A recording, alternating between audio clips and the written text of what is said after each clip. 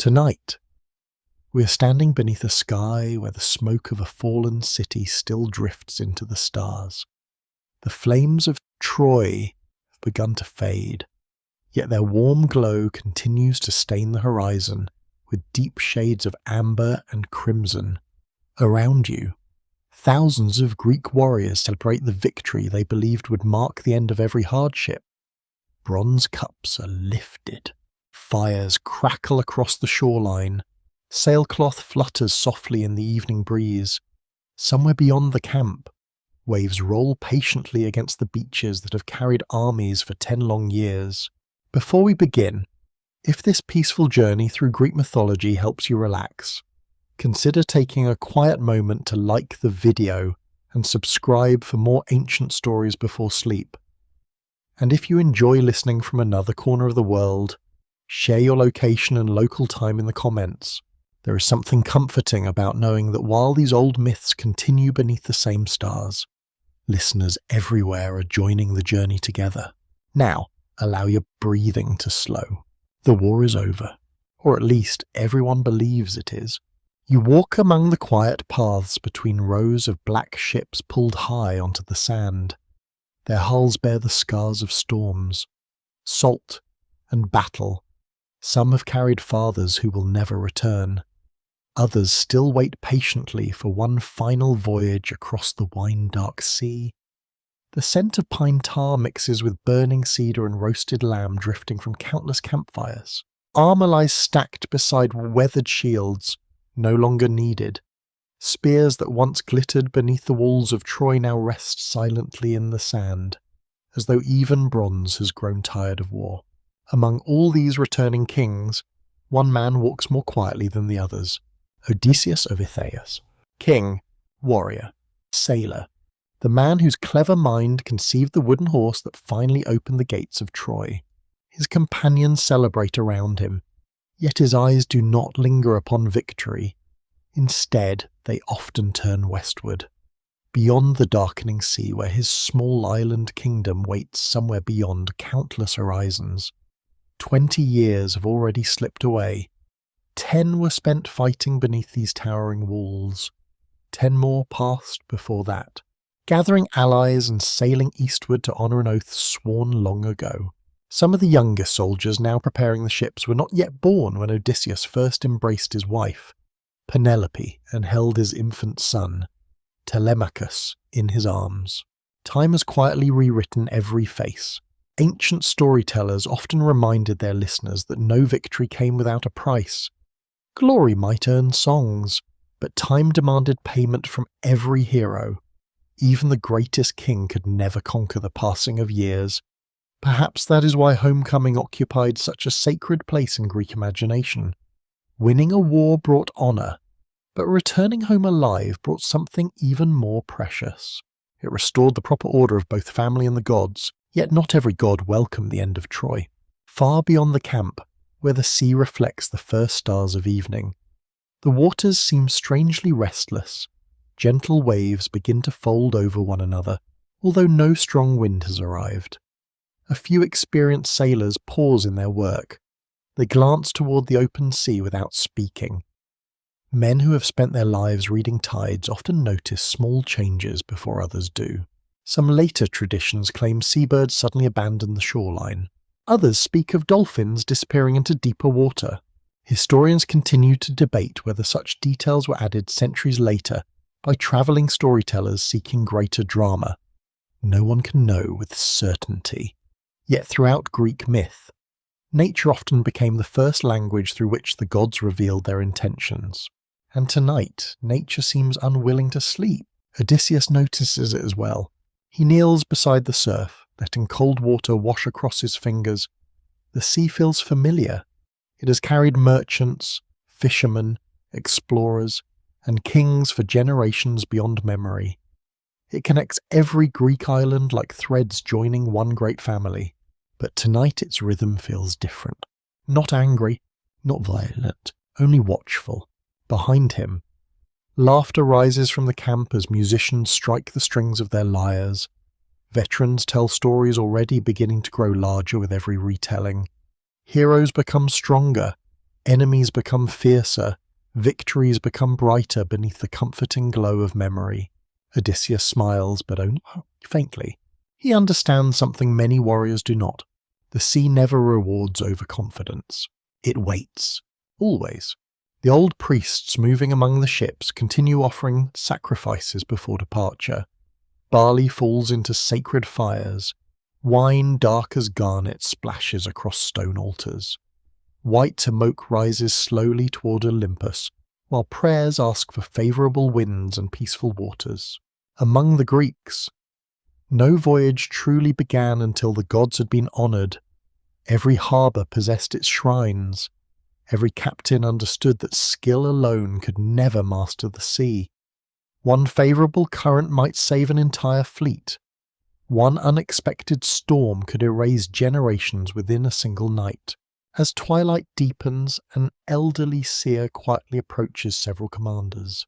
His face is lined by decades spent studying birds, clouds, and sacrificial flames. He says very little, only this. The road home will not be the same for every king. Nothing more.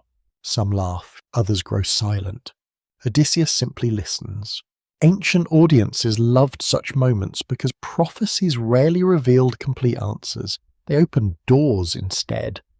A warning never explained exactly how fate would unfold.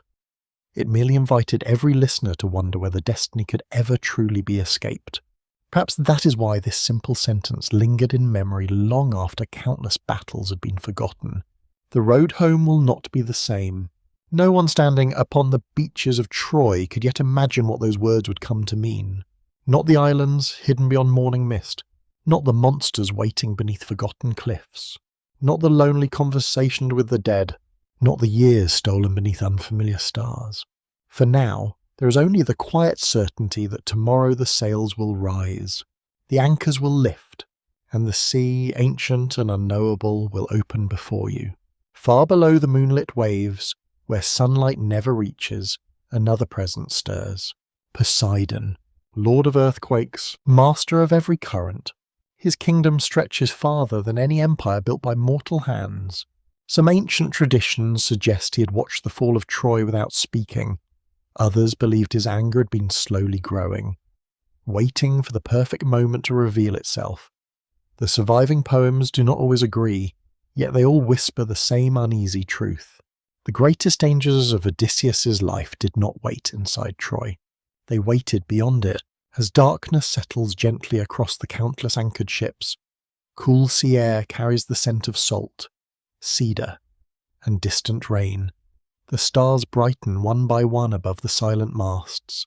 Somewhere in the darkness, waves continue their endless conversation with the shore, patient as they have always been.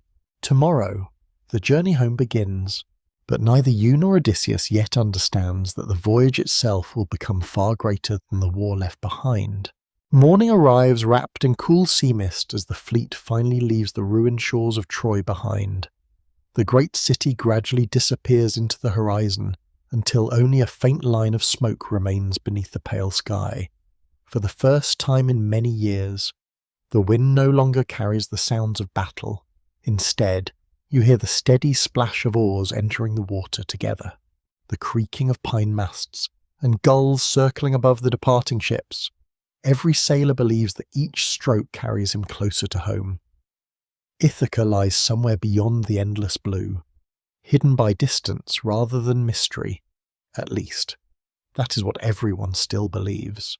Odysseus stands near the stern, his cloak moving gently in the sea breeze. His eyes remain fixed westward, where the sun will eventually sink toward his homeland. Around him, the men laugh more freely than they have in years. Some speak of wives who may scarcely recognize them. Others wonder whether their children have grown into adults. A few quietly admit they fear returning more than they feared Troy. Home preserves memories, but time changes people. What waits after 20 years can never be exactly what was left behind. Ancient Greek audiences understood this fear well. Homecoming was never simply a journey across the sea, it was a test of identity. Would a man still belong to the place he remembered? Or had both he and his home become strangers long before monsters appeared? This quiet uncertainty had already begun its work within every sailor's heart. The favourable wind carries the fleet northward, until hills rise from the coastline ahead. Olive groves cover gentle slopes, while vineyards stretch across sunlit fields. The city of Ismarus belongs to the Cicones, allies of Troy. Their harbour appears peaceful beneath the bright afternoon sky. Fishing boats rest beside stone piers, and thin columns of smoke drift upward from household fires. It looks like a place untouched by war. Odysseus orders an attack. Some later storytellers wondered whether this decision reflected necessity or habit. Historians continue to debate whether Homer intended the raid to reveal the lingering violence that war leaves inside victorious armies. Another interpretation suggests that the Greeks believed enemy allies remained legitimate targets, whatever the reason. The choice marks the first step away from the wisdom that usually defines Odysseus. The assault comes swiftly. Bronze flashes beneath the sun. Gates are broken open. Cries echo through narrow streets lined with white stone houses. Before long, the city falls. Rich fabrics, bronze vessels, livestock, and jars of fragrant wine are gathered from abandoned homes. Victory comes easily, almost too easily. Then Odysseus gives an order that reveals the leader he truly is. Take what you must, then return to the ships immediately. He understands something the others do not. Every hour spent celebrating increases danger. Defeated enemies rarely disappear. They regroup. They remember every path through their own countryside. They call for help. But success has made the men careless. After 10 years of surviving Troy, they believe no ordinary people can threaten them. Fires are lit, meat roasts over open flames, cups overflow with dark wine, songs rise into the afternoon air. Armour is loosened, shields are set aside. The warning goes unanswered. As evening approaches, distant horns begin to sound across the hills. At first they seem faint, almost carried by the wind itself. Then another answers, then another. Soon the valleys echo with signals passing from ridge to ridge. Horsemen appear along the distant slopes, their bronze helmets catching the fading sunlight. The Cicones have returned, not the frightened survivors who fled the city, but fresh warriors summoned from neighbouring settlements. Odysseus sees them first. His voice cuts through the celebration. To the ships, the feast dissolves into desperate confusion. Men scramble for shields they should never have laid aside. Spears are seized with trembling hands. The peaceful beach suddenly becomes another battlefield. The fighting lasts until sunset. Waves wash red against the shoreline while arrows hiss through the cooling evening air. Every retreat toward the ships costs another life. By the time darkness finally separates both armies, 6 men from every ship have fallen upon the sand. The fleet escapes, but victory no longer feels like victory. Silence settles over the decks as burial prayers are whispered into the night. Oil lamps flicker beside folded cloaks covering those who will never see Greece again. The smell of smoke now mingles with blood and salt water. Somewhere beyond the stern, the coastline slowly disappears beneath darkness. Odysseus walks alone. He says little. Leadership often carries a loneliness invisible to everyone else. He knows the raid succeeded. He also knows it never should have lasted so long.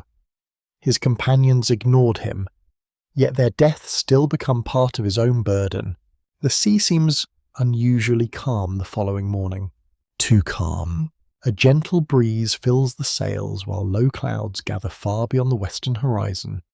Experienced sailors glance upward with growing concern. Ancient Greeks believed the sky often reflected divine emotion. When winds changed without warning, many wondered whether unseen powers had already begun shaping mortal lives. By afternoon, the answer arrives. A violent northern wind crashes into the fleet with astonishing force. The sky darkens almost instantly. Waves rise higher than the ships themselves. Rain lashes against wooden decks. Oars snap beneath the weight of the sea.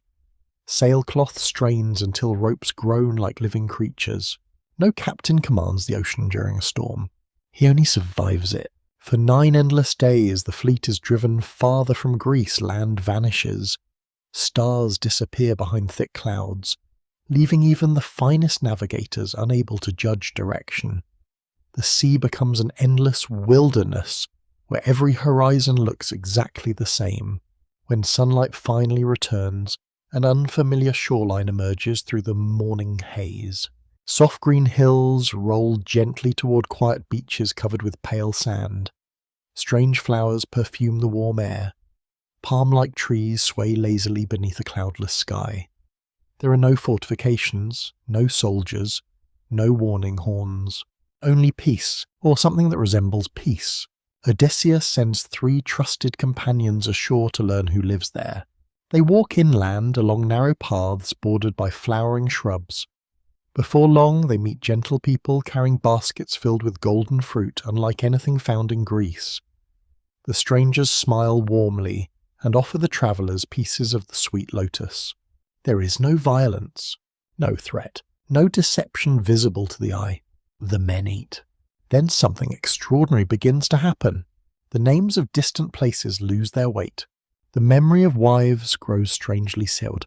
The longing for Ithaca begins to drift away like mist beneath the morning sun. Instead of speaking about home, they laugh quietly among their new companions. They sit beneath broad trees while warm breezes move through fragrant leaves. Time itself seems to slow. There is no urgency, no grief, no ambition, only peaceful forgetting. Greek audiences found this episode deeply unsettling because the Lotus Eaters offered neither chains nor weapons. Their danger lay in comfort. They represented the temptation to abandon purpose in exchange for effortless contentment. Some modern researchers even suggest the lotus symbolized any force that causes people to surrender memory and identity rather than endure suffering. When the scouts fail to return, Odysseus follows. He finds them smiling beneath the shade, speaking as though Ithaca has never existed. "Come," he tells them gently.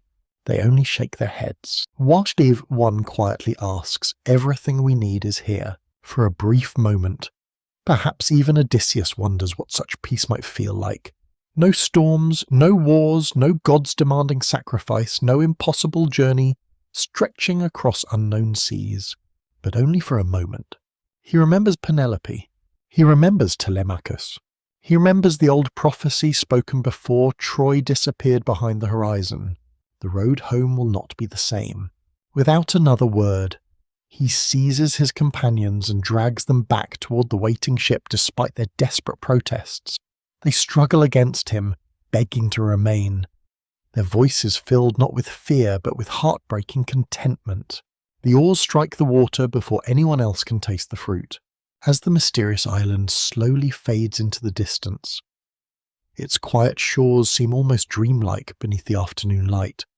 Whether the Lotus Eaters were ordinary people, divine beings, or something between the two remains uncertain. Ancient traditions never fully agreed.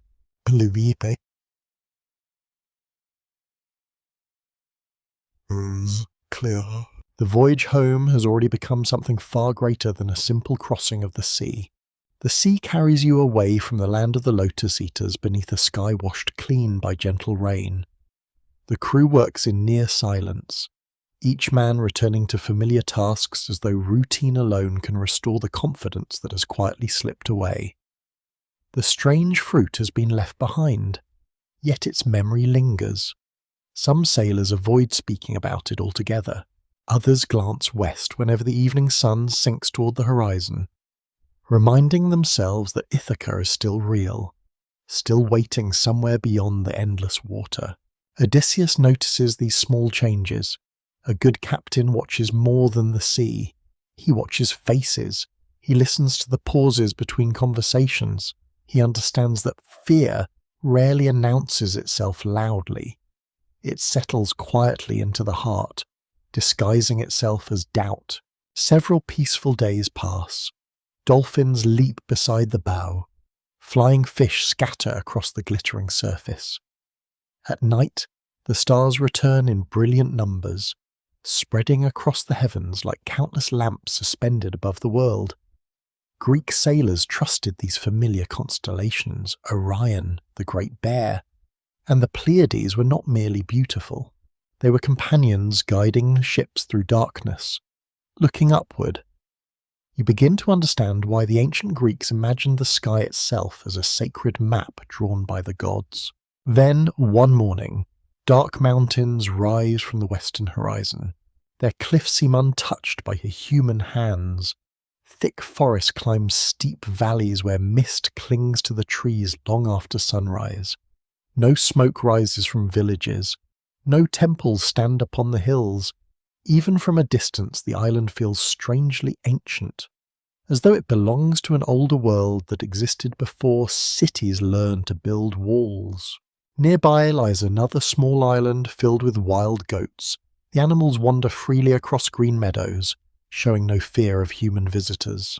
The Greeks hunt enough goats to restore their dwindling food supplies. That evening, the men gather around small fires upon the shore.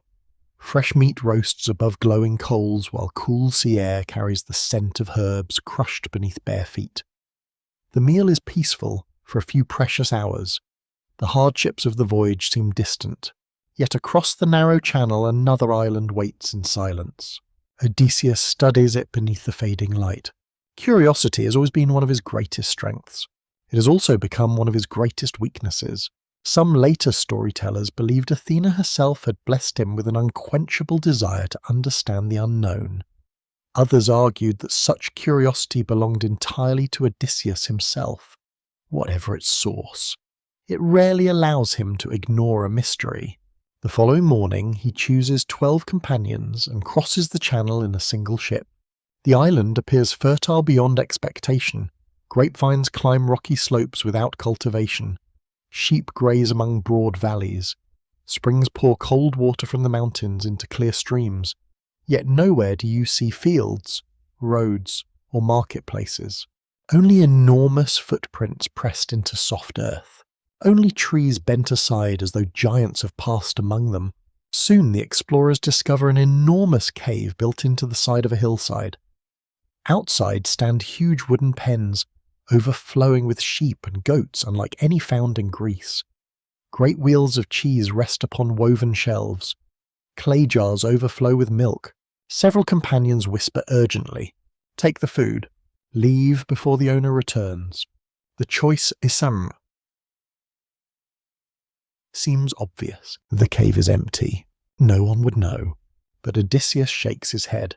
He wishes to meet whoever lives here. Among the Greeks, hospitality was sacred. Zeus himself protected travellers. A stranger arriving peacefully at another's home expected food, shelter, and gifts before even revealing his name. Odysseus believes the unknown shepherd will honour those ancient customs. It is a reasonable expectation for human beings. As the afternoon fades, a deep rumbling echoes across the valley. At first it resembles distant thunder. Then comes the unmistakable sound of hundreds of sheep moving together. The owner has returned.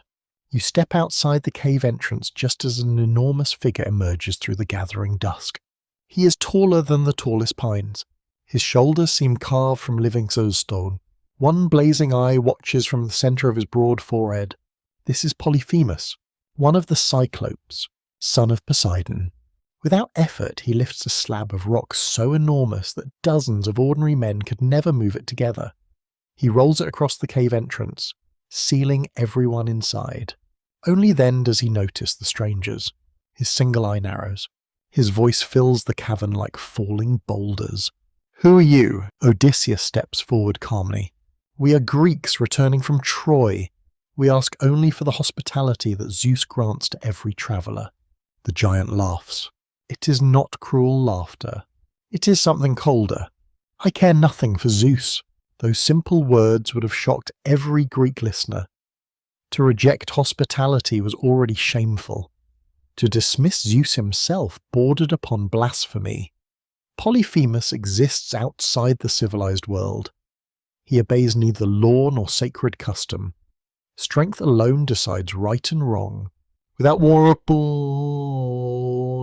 he reaches forward. Two men disappear into his enormous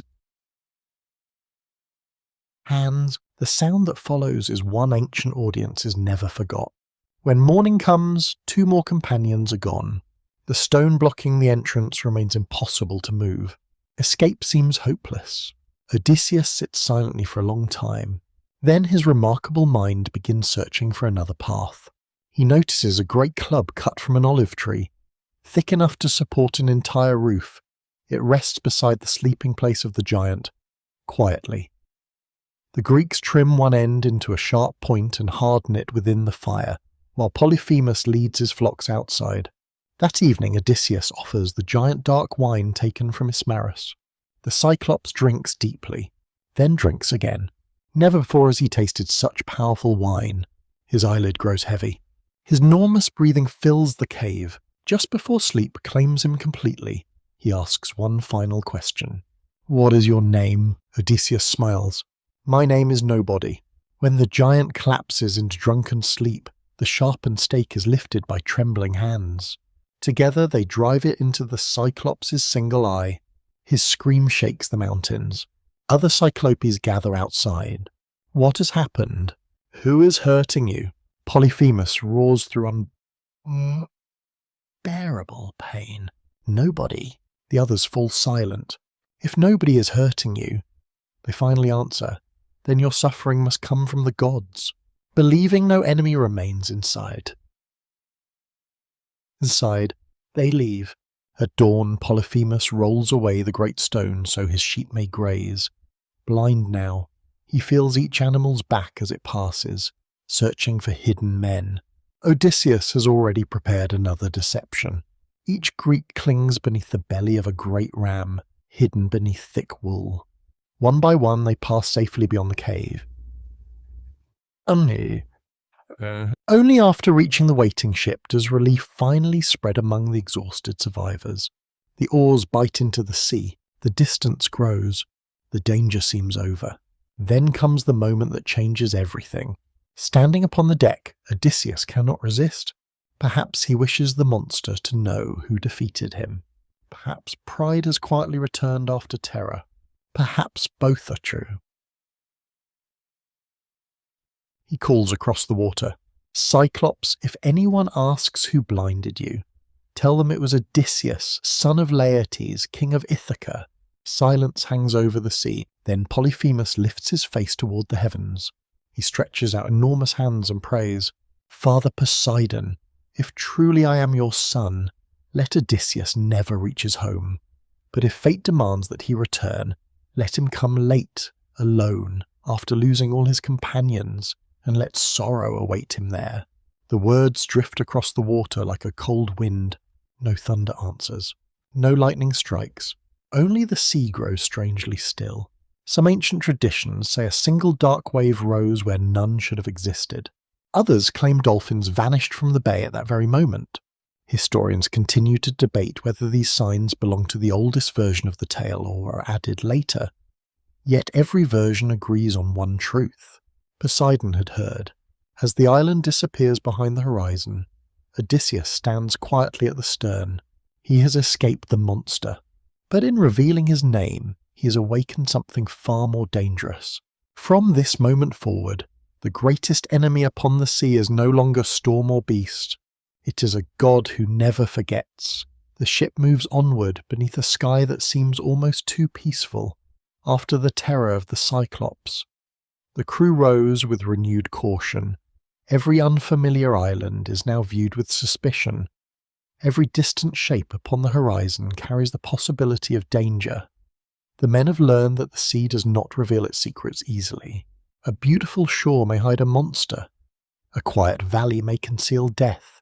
A stranger's kindness may be a test from the gods. Odysseus says little as the ship follows the western winds.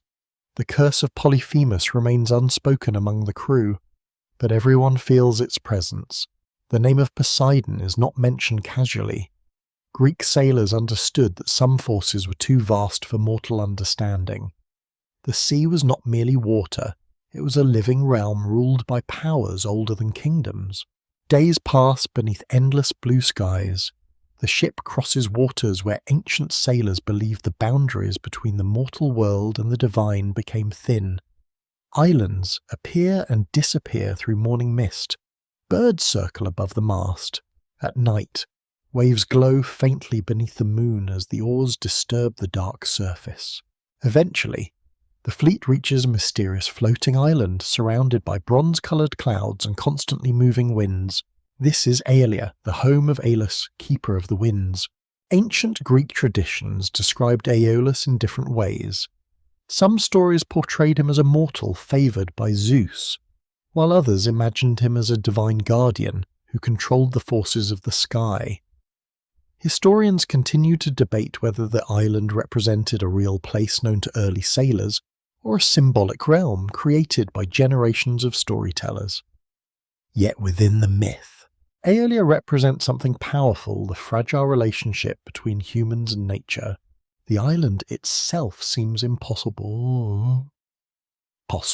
High cliffs rise above the sea, surrounded by walls of shining bronze inside. Gentle valleys bloom with flowers protected from violent weather. The air itself feels different. Warm breezes move through olive trees while, beyond the walls, dark clouds twist endlessly across the horizon. When Odysseus arrives, Aeolus welcomes him with extraordinary hospitality. For an entire month, the weary travellers rest. They eat beside glowing fires. They drink wine beneath decorated ceilings. They tell stories of Troy and the long war that has already become legend. Aeolus listens carefully as Odysseus describes the fall of the city and the difficult journey that followed. Perhaps the old ruler recognizes something familiar in him. Both men understand invisible forces. Aeolus commands the winds. Odysseus commands the minds of men. Before the departure, Aeolus gives Odysseus a gift unlike anything another mortal could possess. Inside a carefully tied leather bag, he traps every dangerous wind that could destroy the ship. Only one gentle breeze remains free, a wind that will carry Odysseus directly toward Ithaca. It is a miracle, a path through chaos, a rare moment where fate seems almost merciful. Aeolus gives one final warning. Do not open this bag until you reach your homeland. The command is simple. The danger seems impossible. For 9 days the ship sails peacefully. The men sleep beneath calm skies. They see no monsters, no storms, no enemies. For the first time since leaving Troy, hope returns. On the 10th day, the shores of Ithaca appear in the distance. The mountains of home rise beyond the waves. The smell of familiar forest seems almost close enough to touch. Odysseus, exhausted from sleepless nights watching the horizon, finally rests. And this is where uncertainty enters. The crew notices the strange bag beside their captain. They whisper, "Why does Odysseus keep that treasure hidden? What riches did Aeolus give him?" Some sailors believe it contains gold. Others imagine jewels taken from foreign lands. Envy begins quietly, like a small flame protected from the wind. They have followed Odysseus through storms and monsters. They have watched him receive gifts while they have received only suffering. Their trust begins to weaken. One sailor finally speaks.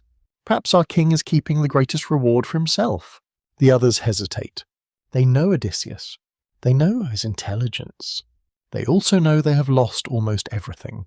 While Ithaca waits on the horizon, they make the choice that changes the entire voyage. The bag is opened. The trapped winds escape with terrifying force. The peaceful sea transforms instantly. Clouds gather like armies. The sky turns black.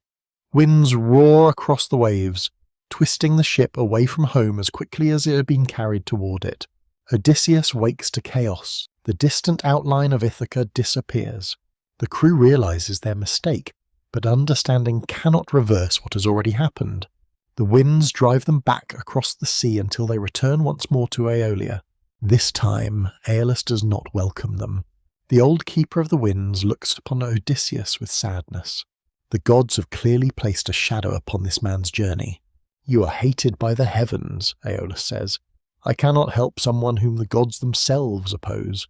The doors of Aeolia close. The ship leaves again. carrying a crew that now understands something terrible.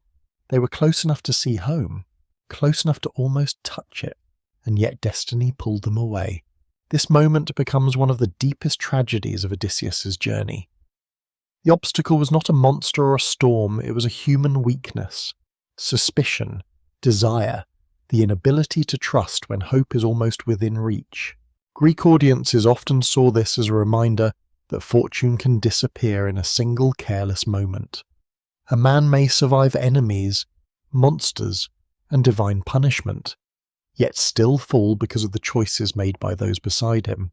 After leaving Aeolia, the remaining ships continue until they reach the land of the Laestrygonians.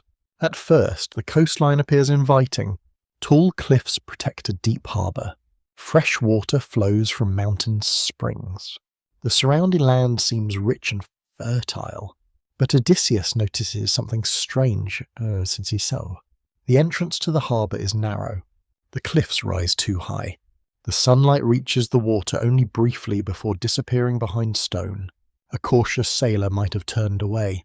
But the need for supplies forces the fleet forward. The Greeks enter the harbour, and unknowingly they enter a trap. Ancient stories describe the Laestrygonians as a race of enormous beings, sometimes connected with giants who lived beyond the known world. Whether they were imagined as actual monsters or symbolic representations of unknown foreign peoples remains debated. To Greek sailors, the distant edges of the map were places where anything could exist. Odysseus sends scouts inland. They discover a land unlike Greece. The people are enormous. Their strength is beyond ordinary men. Their queen towers above them like a mountain. When the Greeks approach the settlement, they are not greeted with hospitality. They are hunted. The peaceful valley transforms into terror. Huge stones rain down from the cliffs. Ships trapped inside the narrow harbour become helpless targets. The giants attack from every direction, while the sea itself becomes filled with broken wood and desperate cries. Odysseus watches as ship after ship is destroyed. The harbour becomes a place of fire and smoke. Men who survived Troy, storms and monsters vanish beneath the waves. Only Odysseus's ship escapes. The reason is simple. He had kept his ship outside the harbour entrance. A small decision, a moment of caution, a reminder that wisdom often survives where strength fails. As night falls, only one ship remains. The survivors sit silently beneath the stars. No songs are sung. No victory is celebrated. They look back at the harbour where their companions disappeared and understand that the journey has changed forever. The great fleet that sailed from Troy is gone. The armies that once surrounded a legendary city have become a handful of exhausted men drifting through an unknown world. Odysseus looks toward the dark sea ahead. Somewhere beyond the horizon waits another island, another test, another warning written by fate. And although he cannot yet see it, the next shore will not challenge his strength. It will challenge his ability to resist temptation. Only one ship remains. The same waters that once carried a proud Greek fleet towards Troy now hold a single wounded vessel moving through endless darkness. The painted shields, the shining armour, and the countless voices of the warriors have vanished. What remains is a small group of exhausted men following the command of a king who has lost almost everything except his determination to return home. The sea around you is quiet after the destruction of the Laestrygonians. There are no distant sails, no friendly harbours, no familiar coastlines. Only the sound of waves touching the wooden hull and the occasional cry of seabirds passing overhead. Odysseus stands at the front of the ship, watching the horizon. The curse of Polyphemus follows him. The warning of Tiresias has not yet been heard. The future remains hidden. But every survivor understands one thing: the journey home has become something beyond ordinary travel. It has become a struggle between human endurance and forces far greater than human will. For many days, the ship drifts through uncertain waters. The men speak less now. Their conversations are softer. They no longer boast about victory at Troy. They no longer imagine arriving home as heroes welcomed by crowds. They have learned that survival itself can become the greatest achievement. At last, a strange island appears. Dense forests cover the hills. Tall trees rise toward the sky, their leaves moving gently beneath warm winds. Unlike the harsh lands they have recently encountered, this island seems untouched by conflict. Streams flow through green valleys. Wild animals move without fear. Flowers bloom beside ancient paths that seem to have been created long before humans arrived. The island is Aea, but peace can sometimes hide danger. Odysseus sends a group of men to explore. Among them is Eurylochus, a loyal warrior who has survived every disaster since Troy. Unlike many others, he does not rush toward unknown places. Experience has taught him caution. He remembers the Cyclops, he remembers the giants, he remembers how quickly a beautiful landscape can become a place of death. The men walk through the forest. They hear birds singing among the branches. They smell strange flowers carried by the breeze. They eventually discover a magnificent palace hidden among the trees. Smoke rises from golden towers. Music drifts through open windows. A woman's voice calls to them. Inside lives Circe, daughter of the sun god Helios according to some traditions. Circe is a powerful enchantress who understands the secrets of herbs, transformations, and hidden forces of nature. Ancient Greeks often imagined magic as something connected to the boundaries between the human world and the divine. A person who understood plants, animals, and the unseen powers of the earth could appear almost godlike. The men enter her hall. They are welcomed warmly. Food is prepared. Wine is poured. The atmosphere is peaceful, almost too peaceful. Circe smiles as she offers them a drink mixed with mysterious herbs. The men accept. They have survived war. They have survived monsters. They believe they understand danger, but they do not understand this kind. The spell takes hold. Their voices change. Their bodies transform. The warriors who once fought beneath the walls of Troy become animals, losing the appearance of men while keeping their human memories. They are trapped between two worlds. Circe does not kill them.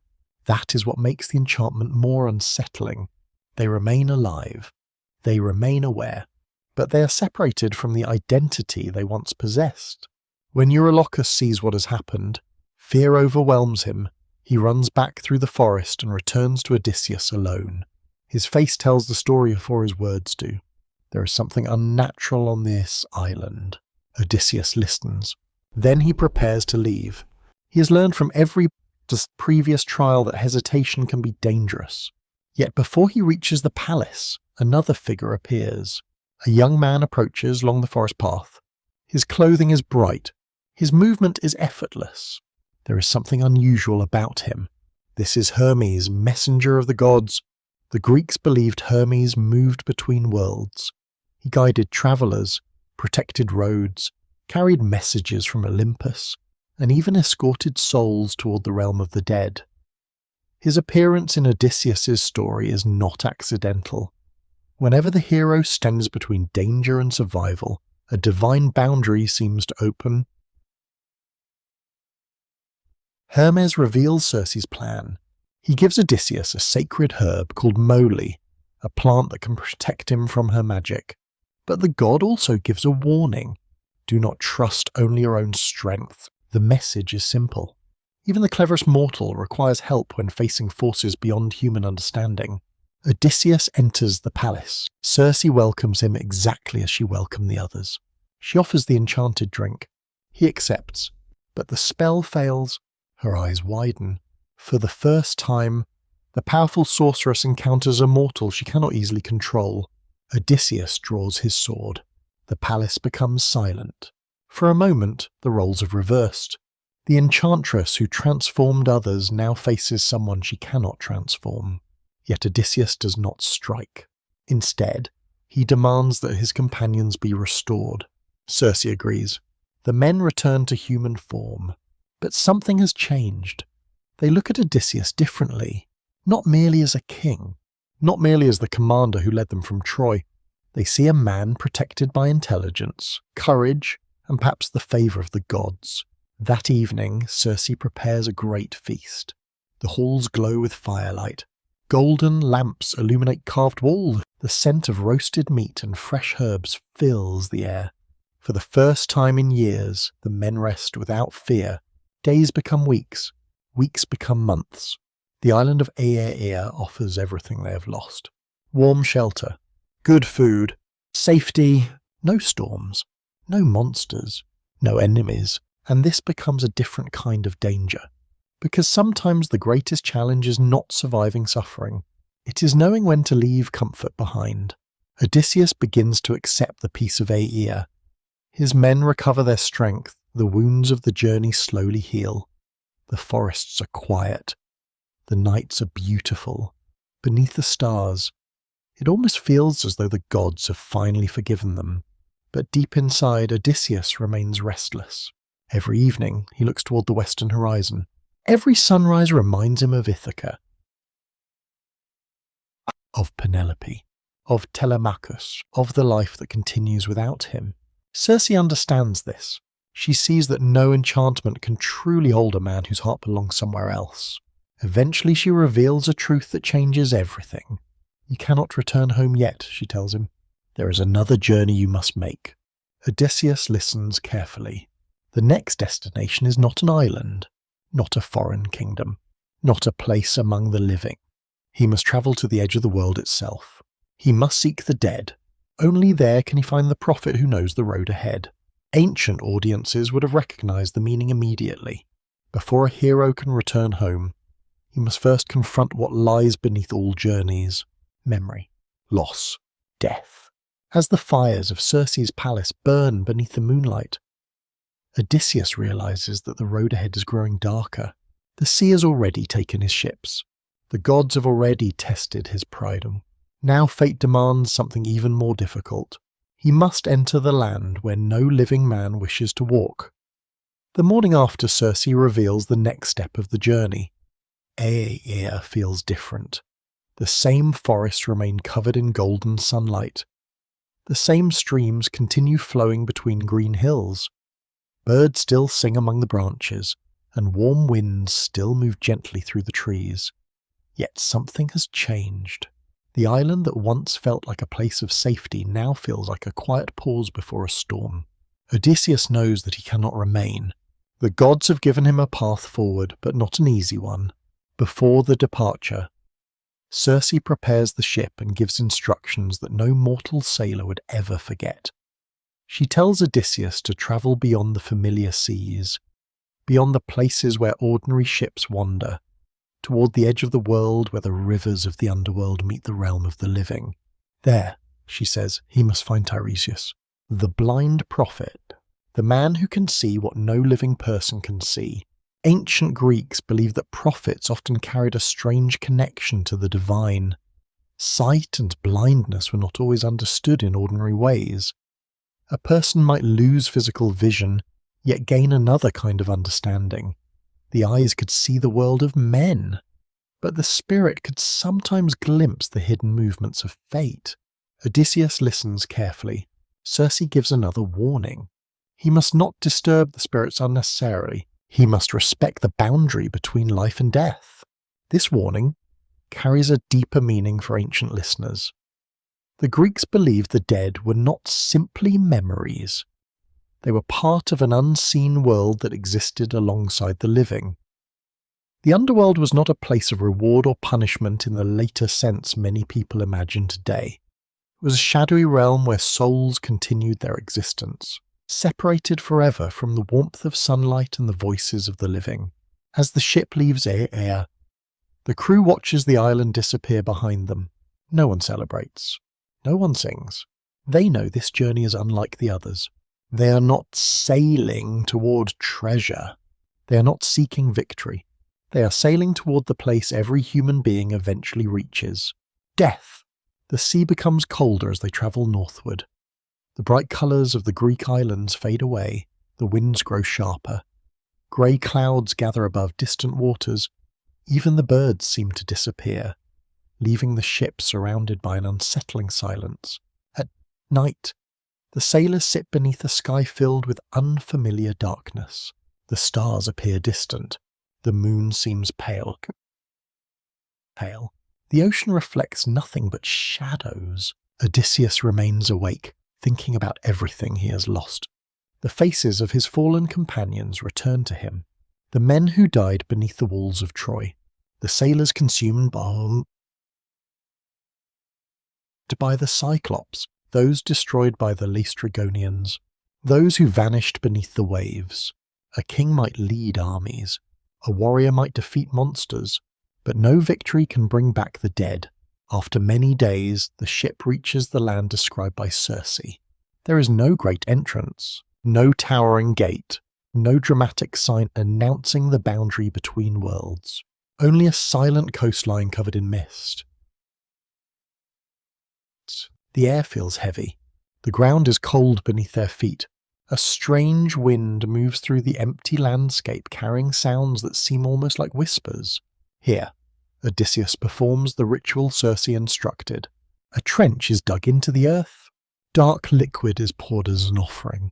Prayers are spoken. The sacred fire burns beneath the grey sea. The men wait. At first, nothing happens, only silence. Then the mist begins to move. The first spirits appear. Ancient Greek listeners would have felt the power of this moment. Heroes who once stood among armies now appear as fragile shadows. The greatest warriors of the past are reduced to memories.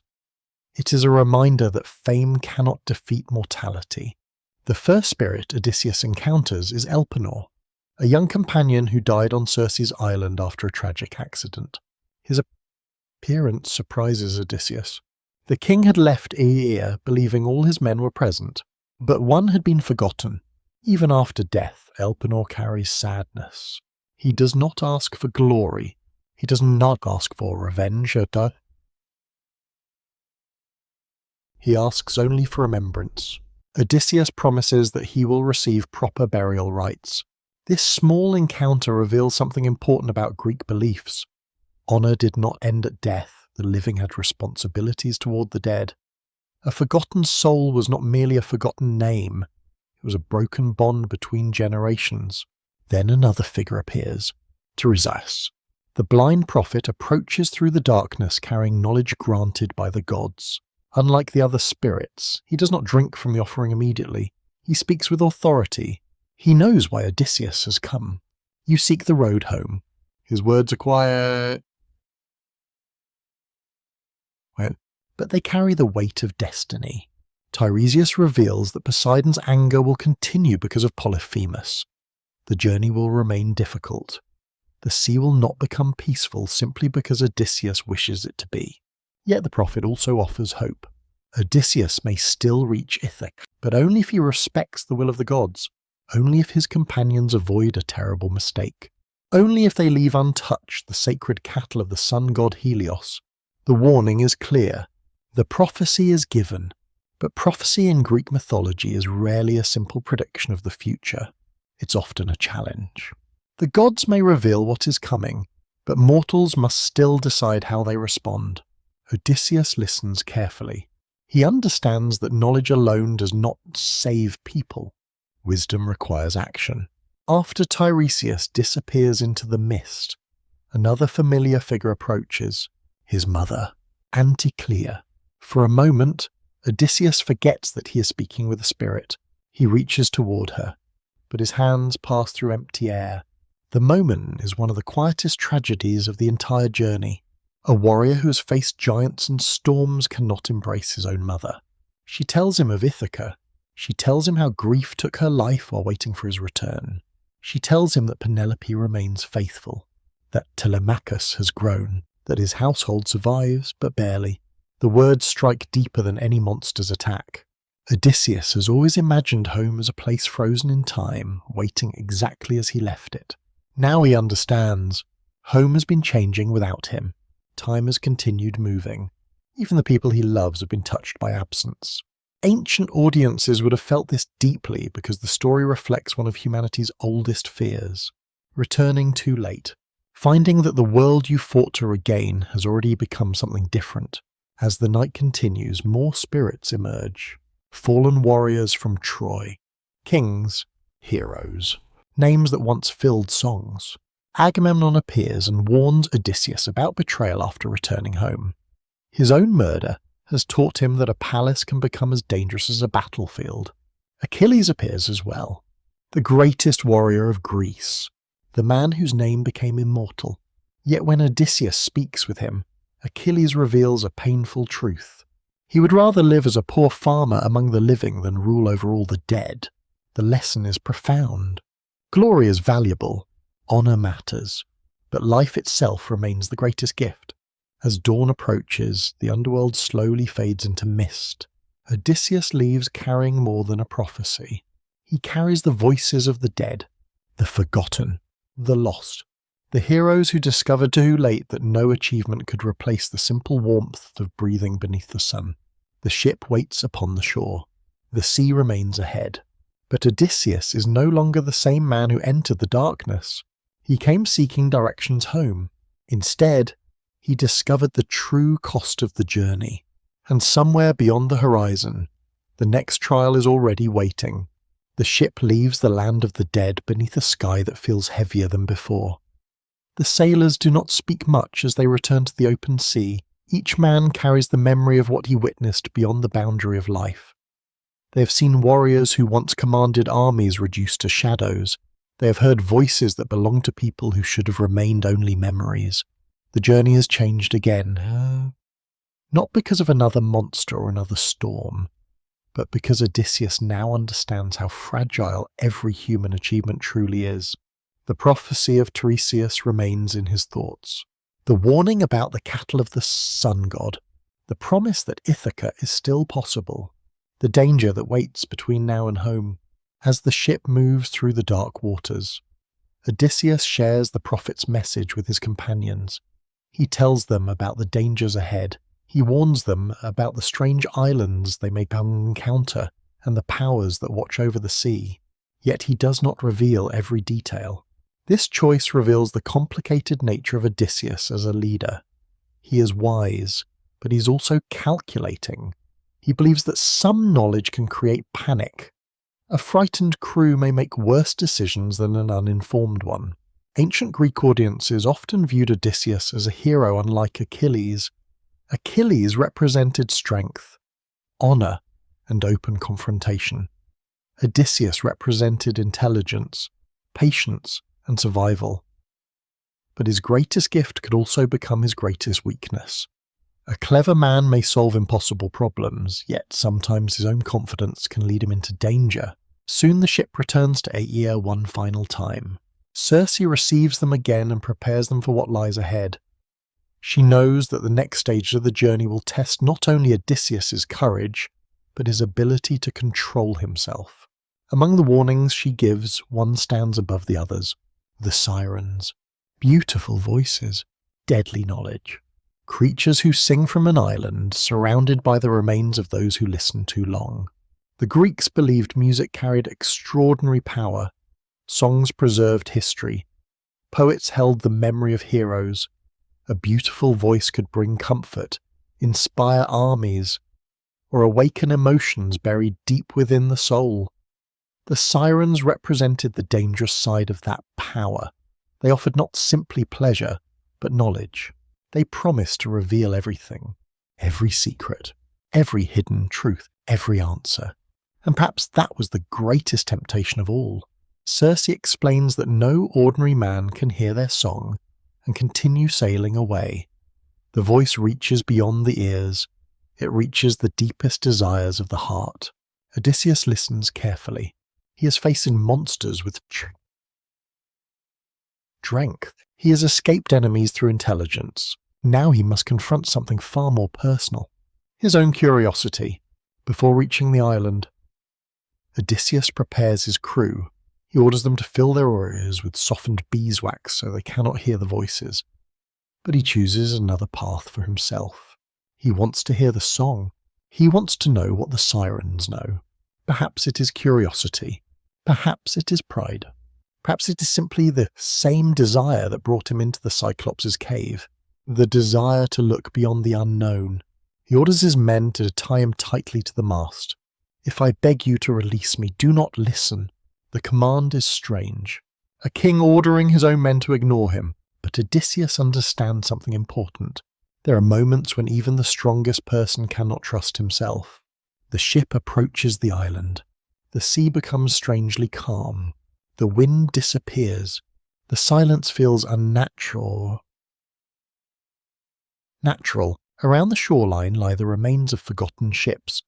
Broken wooden beams, old bones bleached by the sun. Evidence of countless sailors who came searching for answers and never returned. The men row silently. Their ears are sealed. Their eyes remain forward. Then the song begins. At first, it is soft, almost impossible to distinguish from the wind. Then it grows clearer. The sirens call his name. They speak of Troy. They speak of his victories. They promise knowledge of every event that has ever occurred. They know his desires. They know his wounds. They offer the one thing Odysseus has sought throughout the entire journey: understanding. His body strains against the ropes. His heart races. He commands his men to release him. They cannot hear him. They continue rowing. The ship moves farther away. The voices fade, and slowly, painfully, Odysseus survives. When the island disappears behind them, the crew removes the wax from their ears. Odysseus remains tied to the mast, exhausted. He has won, but victory feels different now. He has learned that some battles cannot be defeated by destroying the enemy. Sometimes survival requires admitting that part of yourself is dangerous. The journey continues, but another warning soon approaches. The sea narrows. Dark cliffs rise ahead. The sailors recognize the place from Circe's instructions, the strait between Scylla and Charybdis. One side holds a monster hidden among the rocks. The other contains a terrible whirlpool capable of swallowing entire ships. No path is safe, no choice is perfect. This becomes one of the most painful moments of Odysseus' journey, because there is no clever trick that removes the danger. There is only a decision. Circe had warned him not to fight Scylla. The monster could not be defeated. Attempting battle would only guarantee greater destruction. Odysseus says nothing to his crew. Again, he chooses to carry the burden alone. The ship enters the narrow passage. The water grows violent. The sound of Charybdis echoes across the sea like a deep roar from beneath the earth. 3 times each day, according to ancient traditions, the creature swallowed the waters and released them again, creating a deadly vortex. The sailors stare in horror, but Odysseus keeps the ship moving. Then from above comes another sound, a terrible scream. Scylla emerges from the cliffs. A creature with multiple heads reaches down toward the deck. Before the men can react, 6 sailors are taken. 6 voices disappear into the darkness. 6 families will never see their loved ones again. Odysseus grips his weapon. His instinct is to fight, but he remembers Circe's warning. Some battles cannot be won. The ship escapes. The sea becomes calm again, yet the silence afterward feels heavier than any storm. The remaining sailors look at their captain differently. They have survived, but they've also lost more friends. Odysseus stands alone beneath the stars that night. He thinks about Troy. He thinks about all the men who began this journey beside him. He wonders how many more names will disappear before he reaches home. The prophecy of Tiresias echoes again. The road ahead is still dangerous. The gods have not finished testing him. Far away, beyond the darkness of the sea, another island waits. An island connected not to monsters, but to the greatest temptation of all, hunger. And on that island, the final mistake of Odysseus's companions will begin. The ship continues forward beneath a sky that has grown strangely quiet. After escaping the deadly passage between Scylla and Charybdis, the survivors no longer celebrate their victories. There are too many empty places beside the oars, too many voices missing from the evening conversations. The men who remain understand something that every ancient sailor feared. Surviving one danger does not mean the journey has become safe, it only means another trial is waiting. Odysseus watches his companions carefully. The faces around him are older now. The men who left Troy with confidence and pride have been transformed by years of uncertainty.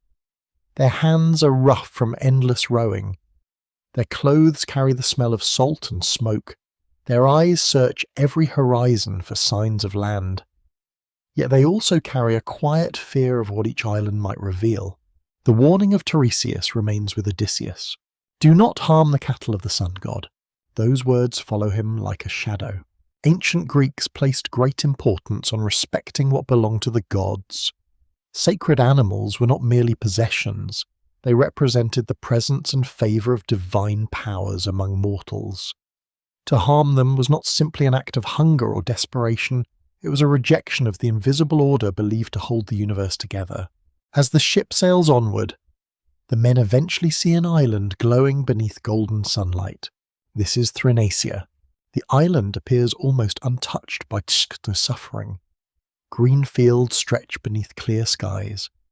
Gentle hills rise from the shore.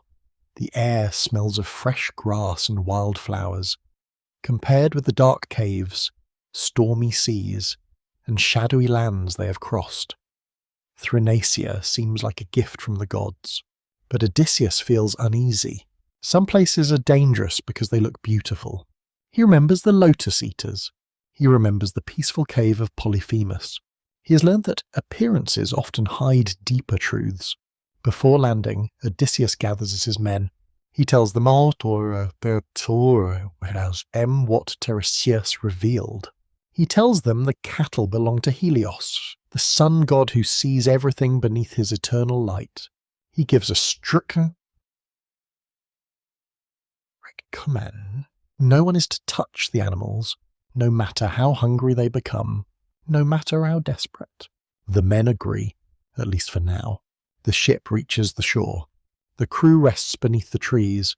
Days pass, and then the winds change. The sea becomes violent.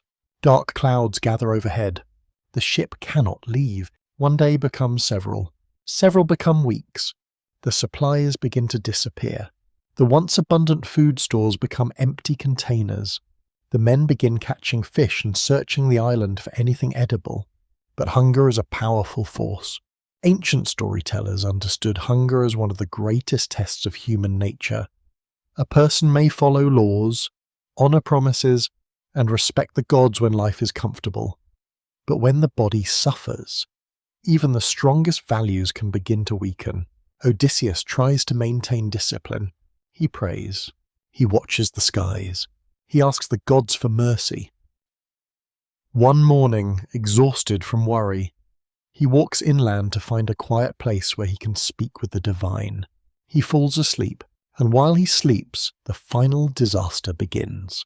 Eurylochus, the same companion who once feared Circe's palace, speaks to the others. He does not deny the warning. He does not claim the cattle are ordinary. Instead, he argues that death from hunger would be just as terrible. Better to anger the gods and survive than to obey them and perish. His words find desperate listeners. The men look toward the cattle. They are beautiful creatures. Their bodies shine beneath the sunlight. Their horns appear almost golden. Ancient traditions describe the cattle of Helios as unlike ordinary animals. They belong to the realm of the divine, living symbols of the sun's eternal power. Yet hunger does not always listen to reason. The men make their choice. They kill the cattle. When Odysseus awakens, he immediately understands something terrible has happened. The signs are everywhere. The smell of roasting meat fills the air. The sacred animals are gone. His companions avoid his eyes. No one speaks. Even the island seems to mourn. Some ancient versions of the story describe the dead cattle as showing unnatural signs. Their hides moving and their voices crying out as though the gods themselves had marked the crime. Whether these details belong to the earliest traditions or were later additions, the meaning remains the same. The natural order has been broken. The warning has been ignored. The consequences cannot be avoided.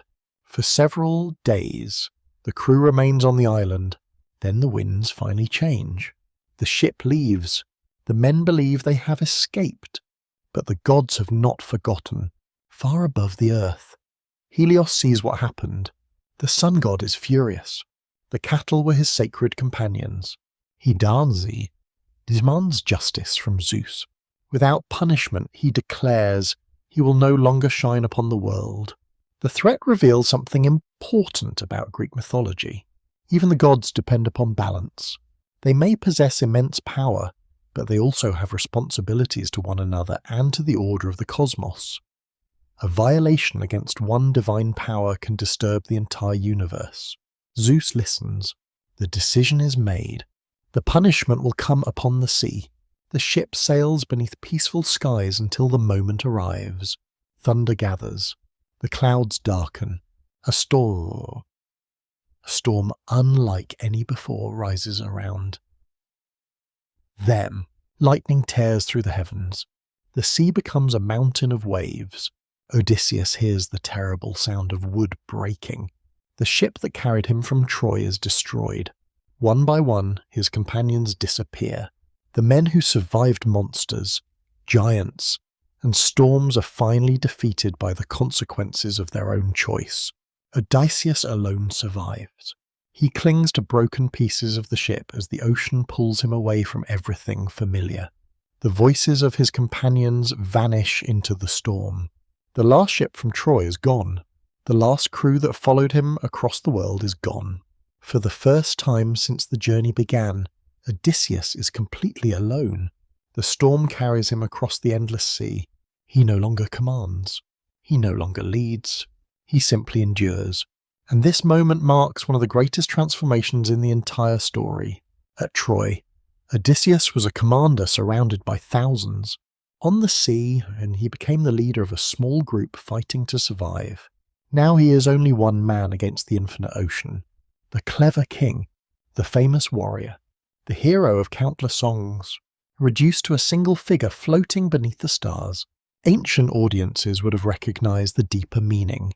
Every person, no matter how powerful, eventually faces moments where skill and strength are not enough. There are times when all that remains is endurance. The waves carry Odysseus farther and farther from the world he knows. Days pass. The sun burns above him. Nights bring calm, nights bring cold darkness. He has no ship, no companions, no certainty. Only the memory of Ithaca keeps him alive. The thought of Penelope, the image of Telemachus, the promise that he will return. Then, after endless drifting, a distant shape appears through the mist. An island.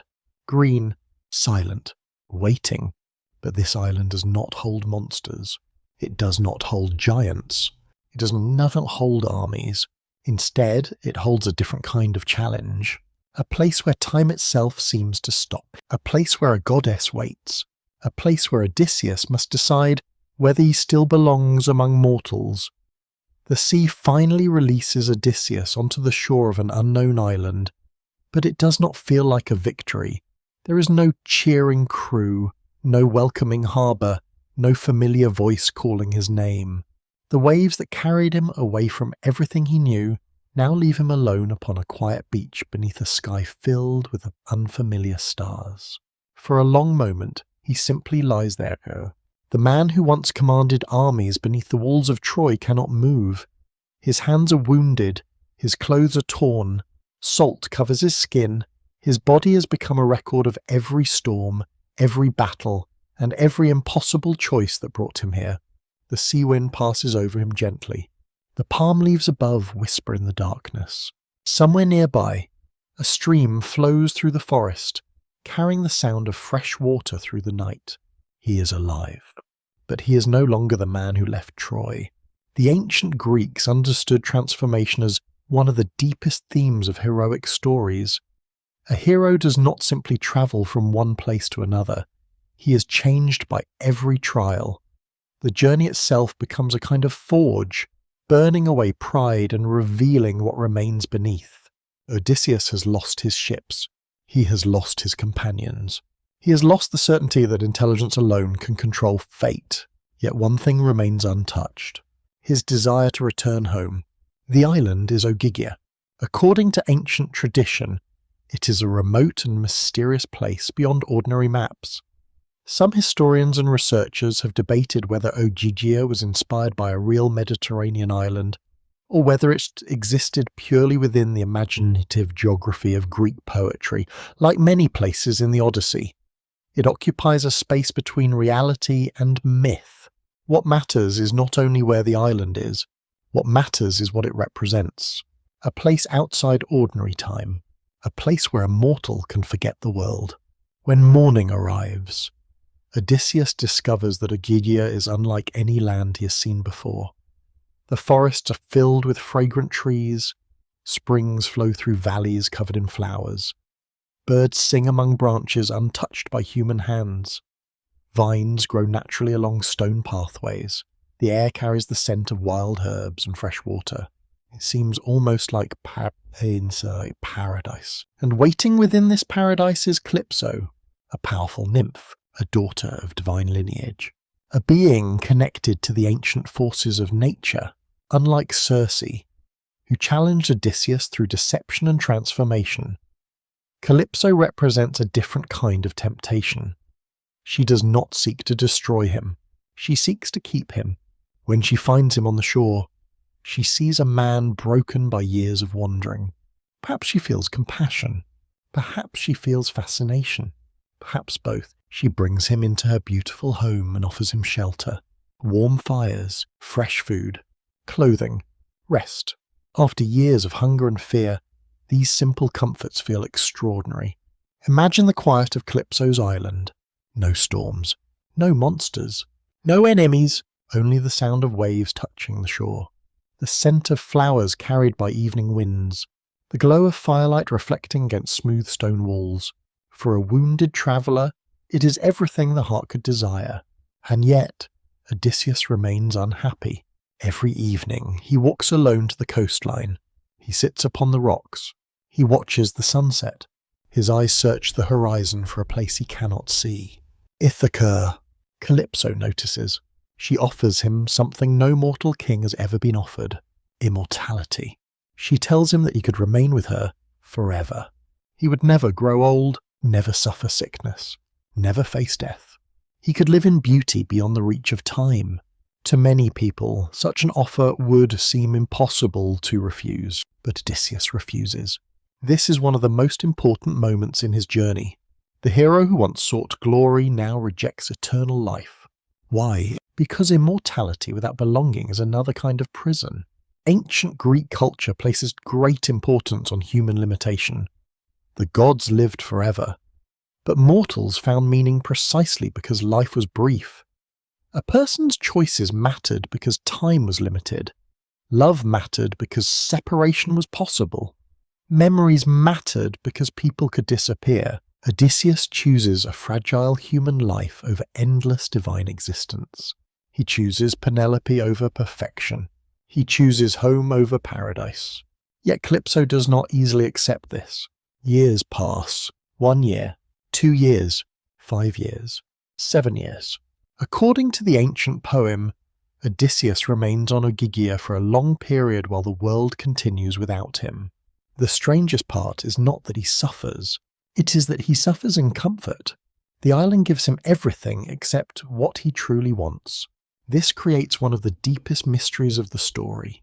Why does fate allow Odysseus to spend so many years trapped in a place where he is not physically harmed? Some interpretations suggest Calypso represents the danger of abandoning purpose. Others believe she symbolizes the human desire to escape pain by leaving the real world behind. Another interpretation suggests that Ogygia is a reminder that even paradise can become a prison when it separates someone from the people and responsibilities they love. Whatever the meaning, the result is the same. Odysseus remains unfinished. He belongs neither completely to the world of gods nor the world of men. Meanwhile, far away in Ithaca, another story is unfolding. The palace that Odysseus left behind is no longer peaceful. Men from neighbouring islands have arrived. They sit in his halls. They consume his food. They demand marriage with Penelope. They believe Odysseus is dead. The hero's absence has created a dangerous emptiness. Penelope waits. Telemachus grows older. The kingdom slowly loses control. The memory of Odysseus survives, but memories alone cannot protect a household forever. Even the gods notice. Athena, who has always favoured Odysseus's intelligence and endurance, begins to argue for his return. She sees not only a hero suffering, but a world falling out of balance. The story of Odysseus is not only about one man lost at sea, it is about a family separated, a kingdom waiting, a promise that refuses to disappear. At last, the gods gather. Zeus listens. The time has come for a decision. The anger of Poseidon has lasted many years, but even divine anger has limits. Hermes, messenger of the gods, is sent across the sky toward Ogygia. The command is clear. Calypso must release Odysseus. The long captivity is ending. After years beneath the same peaceful skies, the man who refused immortality will finally receive the chance to return to the mortal world. But the journey is not finished. The sea still remembers Poseidon's anger, and before Odysseus sees Ithaca again, he must survive one final storm. The morning sun rises over Ogygia as it has done countless times before. Golden light spreads across the forests, birds move through the branches, the ocean shines like polished bronze beneath the endless sky. To any traveller who arrived here, this island would appear blessed by the gods themselves. It is a place where hunger disappears, where storms rarely reach, where every need can be answered before it is even spoken. And yet, for Odysseus it remains a prison. Not because of chains, not because of cruelty, or because of cruelty, but because a man can be trapped even in the most beautiful place in the world. For years, you have watched him walk alone along the shoreline, his eyes fixed on the horizon. The same waves that once carried him away from Troy now continue their endless movement before him. Each morning, he hopes to see a sail. Each evening, he watches the sun disappear and wonders how many more sunsets will pass before he returns home. Calypso sees this. She understands that no comfort can replace what he has lost. The ancient Greeks often explored the difference between desire and destiny. The gods could offer extraordinary gifts, but mortals still carried invisible bonds to their origins. A person was not defined only by wealth, power, or beauty. They were shaped by family, homeland, memories, and promises. And Odysseus is bound to Ithaca. No island, no matter how perfect, can break that connection. When Hermes arrives, the peaceful rhythm of Ogygia changes. The messenger of the gods descends from the heavens with the speed and grace that made him famous among ancient Greeks.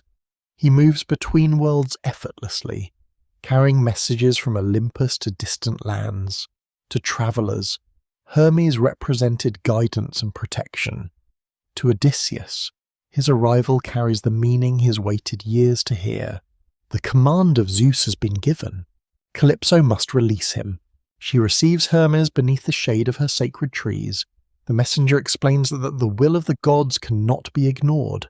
Odysseus must leave. The decision does not please her, not because she wishes him harm, but because she loves him. This creates one of the most complicated relationships in the entire journey. Calypso is not a simple villain. She is not a monster hiding beneath a beautiful appearance. She is a divine being who desires the companionship of a mortal man who refuses to forget another life. Her sadness comes from understanding that love cannot always possess what it loves. When she approaches Odysseus, he is once again sitting beside the sea. She tells him the news. He is free. For a moment, there is silence. After so many years dreaming of departure, the reality almost feels impossible. A person who has waited too long for freedom may still fear the unknown outside the prison. Even a beautiful prison becomes familiar. Odysseus looks toward the ocean. The same ocean that stole his companions. The same ocean that carried him toward monsters. The same ocean that now offers the only path home. He chooses to leave. Calypso helps him prepare. She gives him tools. She provides wood. She offers supplies for the journey. There is a quiet sadness in these preparations. Two beings from completely different worlds understand that their paths are separating forever. Odysseus builds a raft with his own hands. This detail is important. The king who once commanded armies now works alone with simple tools. The warrior who stood among thousands of soldiers now cuts wood beneath a silent sky. His transformation is complete. He is no longer defined only by conquest or clever plans. He has become a survivor. Ancient audiences would have recognized the symbolism. Heroes often lose everything before discovering who they truly are. The destruction of Odysseus's ships, the loss of his crew, and the years with Calypso have stripped away the external signs of power. What remains is the man himself before he leaves. Calypso gives him one final warning. The sea will not welcome him easily. Poseidon still carries anger. The journey ahead remains dangerous. Odysseus accepts this. He has learned that destiny does not promise safety. It only provides a path. The raft leaves Ogygia beneath favourable winds. For the first time in years, Odysseus moves toward Ithaca. The feeling must be overwhelming. Overwhelming. Imagine standing upon a small wooden vessel surrounded by endless water, carrying only the hope of seeing home again.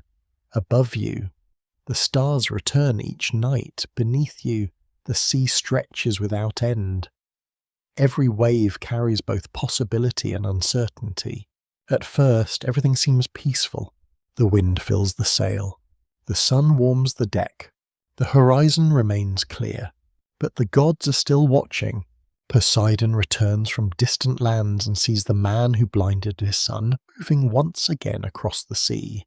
The anger that began with Polyphemus has not disappeared. The sea god raises his voice. The winds change. The clouds gather. The calm ocean transforms into chaos. This storm is different from the others because Odysseus faces it alone. There is no crew beside him. No warriors holding ropes. No sailors following commands. Only one man against the power of the sea. Waves rise like mountains. Rain strikes like stone. The raft breaks apart beneath the force of the storm. Odysseus is thrown into the water. For a moment, everything disappears. The sky, the stars, the memory of home, only darkness.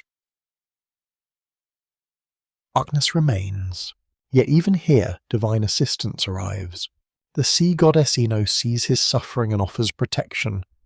She gives him a magical veil and tells him to abandon the broken raft. She warns him not to trust the wreckage, but to trust the sea itself. Again, Odysseus faces a choice. Hold on to what is familiar, or let go and survive. He releases the raft. He enters the waves. For 2 days and 2 nights, he struggles through the ocean. The storm slowly weakens. The clouds separate.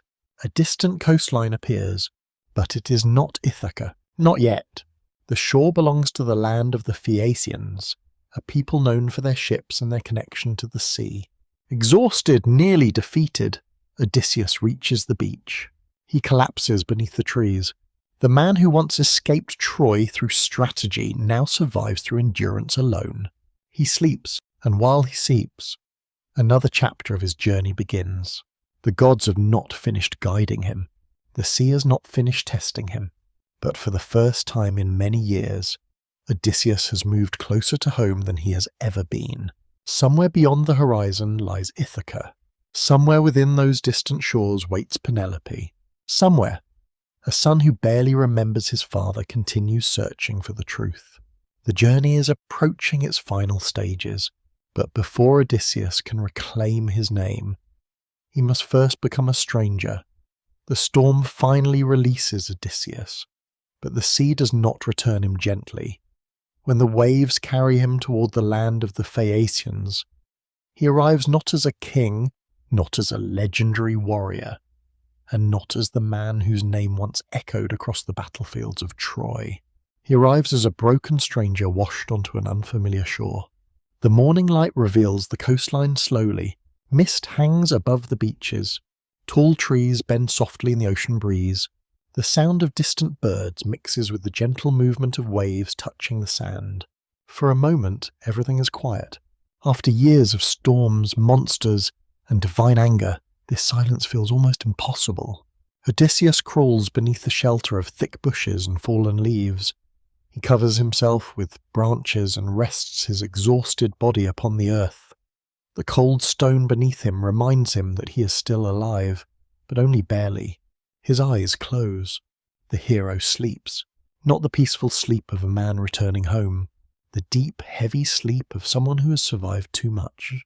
Ancient Greek storytellers often used sleep as a moment when the boundary between mortal and divine became thinner.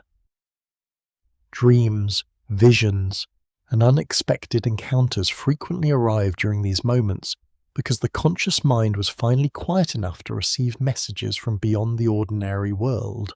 And on this shore, destiny is already moving. Not far away, a young princess named Nausicaa receives a dream. The dream comes from Athena. The goddess who has protected Odysseus throughout his journey understands that the final stages of his return require a different kind of help.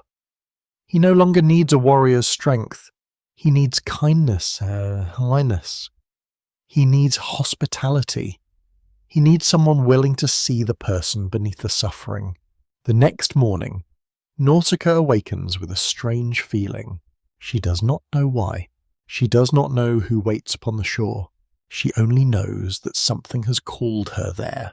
This is one of the quiet mysteries that makes the Odyssey endure. Was Athena directly shaping every event, or were the choices of ordinary people enough to change the course of destiny? Ancient audiences often believed both ideas could exist together. The gods might open a door, but mortals still had to decide whether to walk through it. Nausicaa travels to the river with her attendants. The morning is bright. The landscape is peaceful. Clothing is washed beside the flowing water. Laughter rises among the young women. The simple sounds of daily life return to the world of Odysseus, a world he's been separated from for years. Then a sudden noise breaks the calm. Odysseus awakens. The voices of strangers surround him. He rises slowly. He is no longer dressed like a warrior. The storms have taken everything. His hair is wild. His skin is marked by the sea. He looks less like a famous king and more like a forgotten traveller from a distant land. The women are frightened, but Odysseus does not rush toward them. He understands something important. After years of danger, he knows that fear can destroy trust before words are spoken. Instead, he chooses diplomacy. He speaks carefully. He praises Nausicaa's beauty and grace, but he does not forget respect. He asks for help without demanding it. This moment reveals another side of Odysseus. The same man who deceived Polyphemus and escaped monsters through cleverness now survives through humility. Nausicaa sees something unusual in him, not only suffering, not only desperation. She sees dignity. She provides his clothing and guidance, telling him how to approach her people's city without causing fear or suspicion. The Phaeacians are known in Greek tradition as a special people. They are skilled sailors. They understand the sea. They live between ordinary civilization and the mysterious world of myth. Their ships are said to move with extraordinary speed, almost as if they understand the wishes of those who travel upon them. Some historians have suggested that the Phaeacians may reflect memories of ancient maritime cultures that existed in the Aegean world. Others view them entirely as a mythical society representing the perfect relationship between humans and the sea. Whatever their origin, their role in the story is clear. They are the final bridge between wandering and homecoming. Following Nausicaa's instructions, Odysseus approaches the city, and what he sees is unlike anything he's encountered since leaving Troy. There are no ruined battlefields, no abandoned villages, no monsters hiding in caves. Instead, there are shining halls, peaceful gardens, and people living in harmony. The palace of King Alcinous rises with magnificent beauty. Bronze doors reflect the sunlight. Golden decorations glow beneath torchlight. The halls are filled with music, conversation, and the smell of carefully prepared meals. After years of hunger and fear, this abundance almost feels unreal. But Odysseus remains cautious. He has learned not to trust appearances. The lesson of the journey has been repeated many times. A beautiful place may hide danger. A stranger may become an enemy. A gift may carry a hidden cost. Yet the Phaeacians offer something he has rarely received during his voyage: true hospitality. The ancient Greek concept of hospitality, known as xenia, was one of the most important social traditions of the ancient world. A stranger arriving at a home was not simply a person in need. They were someone under the protection of Zeus himself, who was sometimes called the protector of guests. The treatment of strangers revealed the character of a society. The Cyclops rejected hospitality. The Phaeacians embrace it. Through this contrast, ancient audiences saw a deeper moral lesson. Civilization was not measured only by walls, weapons, or wealth. It was measured by how people treated those who had nothing to offer. At the palace, Odysseus finally receives rest. He eats, he drinks, he listens to music. For the first time in years, he sits among people who do not wish to harm him. Yet there is still a hidden storm inside him. The memories remain, the faces of his lost companions, the voices from the underworld. The image of Ithaca beneath distant skies. He has reached safety, but safety is not the same as home. During a great feast, the blind bard Demodocus begins to sing about the Trojan War. The song describes events that Odysseus himself lived through. The hall becomes silent. The music fills the air. The flames of the torches flicker against polished stone, and suddenly, the man who has endured countless dangers cannot control his emotions. He turns away.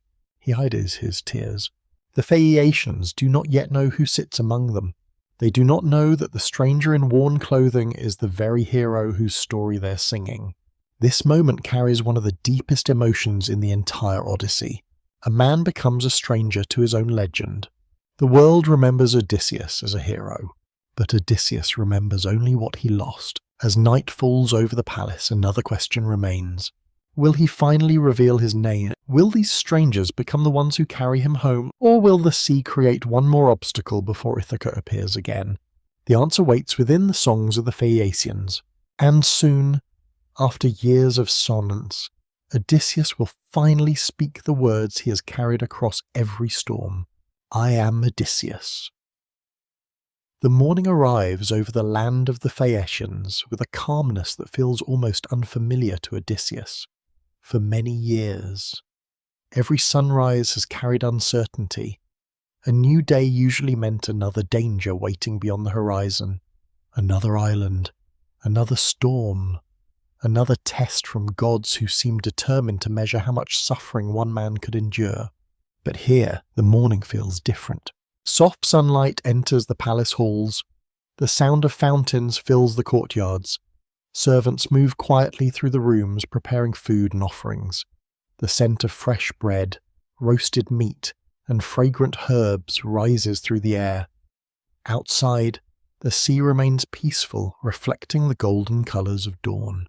For the first time in years, Odysseus wakes without immediately searching for danger. Yet even in safety, he remains cautious. The journey has changed him. The man who left Troy trusted his intelligence and believed every challenge had a solution. The man who now stands among the Phaeacians understands that survival often depends on patience, humility, and the kindness of others. This transformation is one of the deepest meanings of Odysseus's voyage. The hero is not simply returning to a location. He is returning as a different person. In the great hall of King Alcinous, Odysseus sits quietly among strangers. The walls shine with bronze decorations. Golden cups rest upon polished tables. Sacred fires burn steadily while guests gather beneath carved wooden beams. Musicians prepare their instruments, and the atmosphere carries the peaceful rhythm of a civilization untouched by the destruction he has known. Then Nausicaa enters. The princess who discovered him on the shore moves through the hall with confidence and grace. She is young, but her actions have already shaped the fate of a legendary king. Without her kindness, Odysseus may have remained alone upon the beach. Without her guidance, he may never have reached the palace. Ancient Greek stories often emphasize that destiny moved through ordinary human choices. A goddess may provide a sign, A prophecy may reveal a possible future, but a person's compassion can become the instrument through which fate unfolds. Nausicaa did not defeat monsters. She did not command armies. She simply chose to help a stranger, and that choice changed history. When Odysseus looks upon the Phaeacian court, he understands that he has entered a world unlike any he has known. These people are not warriors seeking glory. They are not conquerors demanding tribute. Their greatest achievement is harmony. Their ships are their pride. Their hospitality is their honour. Their connection to the sea defines their identity. The Greeks who listened to these stories would have recognised something important in the Phaeacians. The sea could be terrifying, but it also connected distant peoples. It carried merchants, travellers, ideas, and legends from one shore to another. The same ocean that destroyed Odysseus also brings him salvation. This contradiction lies at the heart of his journey. The sea is both enemy and guide. It takes everything from him. Then it gives him a path home. During the feast, King Alcinous asked the stranger to tell his story. At first, Odysseus remains silent. He has hidden his identity for so long that revealing it feels almost impossible. The name of Odysseus carries many memories. The clever strategist of Troy, the man who angered Poseidon, the king who disappeared, the husband who never returned, the father whose son grew up without him. A name can become a burden when it carries too much history. The bard Demodocus begins singing again. The song tells of Troy, the wooden horse, the final destruction of the city, the heroes who fought beneath its walls. The hall listens with admiration, but Odysseus hears something different. He hears the voices of the dead. He remembers the men who followed him, the friends who never reached home, the soldiers whose names disappeared into forgotten graves. The music becomes too painful. He turns away. A tear falls silently. The Phaeacians notice. King Alcinous understands that this stranger is connected to the events of the song. He asks gently, "Who are you?" The question echoes through the hall. For years, Odysseus has been hiding from monsters, from enemies, from the gods. But now, among people who have offered him kindness without knowing his identity, he finally allows the truth to return. I am Odysseus. The name changes everything. The hall becomes silent. The stranger is no longer a nameless traveller. He is the hero whose journey has become impossible to believe. He is the man who survived Troy, the man who crossed the lands of monsters, the man who walked among the dead, the man who was carried across the sea by fate itself. Yet Odysseus does not tell his story as a proud warrior. He tells it as a tired man. He speaks of loss. He speaks of fear. He speaks of the moments when hope almost disappeared. This is important because ancient audiences understood that true heroism was not only found in victory, it was found in endurance. A person could be broken and still continue. A person could lose everything and still hold on to one small hope: home. As Odysseus begins his tale, the Phaeacians listen throughout the night. Torches burn along the walls. The stars move slowly above the palace roof. The ocean whispers beyond the city. The story of the wandering king becomes a story within the story itself. And through his own words, Odysseus begins to understand the full meaning of what happened to him. The Cyclops was not only a monster. The sirens were not only voices. Calypso was not only captivity. Every trial was a lesson. Every loss changed him. Every delay forced him to become someone capable of returning. Some ancient interpretations suggest that Odysseus' journey through strange lands represented the journey every human being makes through suffering and uncertainty. The monsters and storms were not only external enemies, they reflected the fears, weaknesses, and choices within the human heart. The Phaeacians listen until the night grows deep. Then they promise something Odysseus has waited years to hear. They will take him home. Their ships are unlike ordinary vessels. Their sailors understand currents and winds better than any people he has encountered. For the first time since leaving Troy, the path to Ithaca appears clear. But there is still one final mystery. The gods have allowed Odysseus to survive. They have guided him through impossible dangers. Yet will the sea finally release him? Or will another force attempt to stop him before he touches his homeland again? Far away, beyond mortal sight, Poseidon still remembers. The anger of the sea god has not completely faded, and the journey home is not over. But soon, after 20 years of absence, Odysseus will finally see the shores of Ithaca again, not as a warrior returning from victory, but as a stranger preparing to reclaim everything he lost. The night deepens over the palace of the Phaeacians as Odysseus begins to speak. The fires burn lower, casting soft golden light across the stone walls.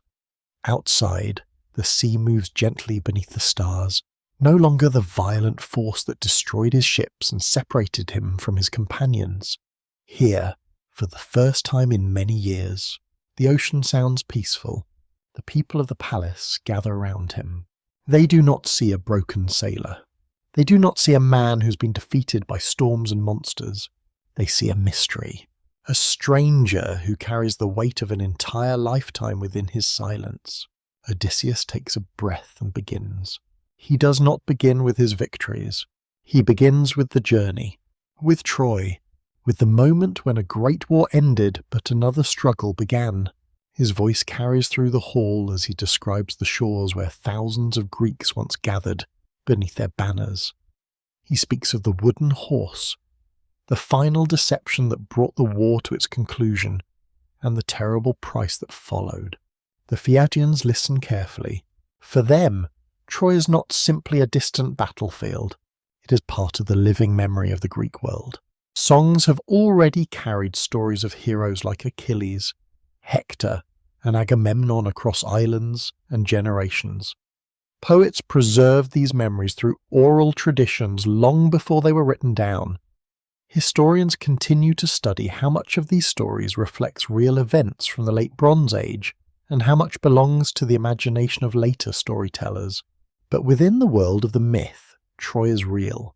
Its walls fell, its heroes died, and Odysseus survived. He continues his story. He tells them about the land of the Ticones, where victory became the beginning of loss. He remembers how his men celebrated too long and ignored his warnings. He remembers the moment when the sounds of approaching enemies replaced laughter around the fire. The Phaeacians hear not only the story of battles, they hear the story of mistakes. This is what separates Odysseus from many heroes of ancient legend. He does not present himself as flawless. He admits moments of weakness. He recognizes that intelligence does not prevent suffering. Sometimes it only allows someone to survive long enough to understand it. Then he speaks of the Lotus Eaters, the strange island where forgetting became more dangerous than any weapon. The Phaeacians remain silent as he describes his companions sitting beneath peaceful trees, losing their desire to return home. They understand the deeper meaning. A person does not always lose themselves through violence. Sometimes they lose themselves through comfort. The story moves forward. The cave of Polyphemus, the terrifying encounter with the Cyclops, the enormous stone blocking the entrance, the fear of being trapped forever. Odysseus describes the darkness of the cave, the smell of smoke and animals, and the impossible size of the creature who held them prisoner.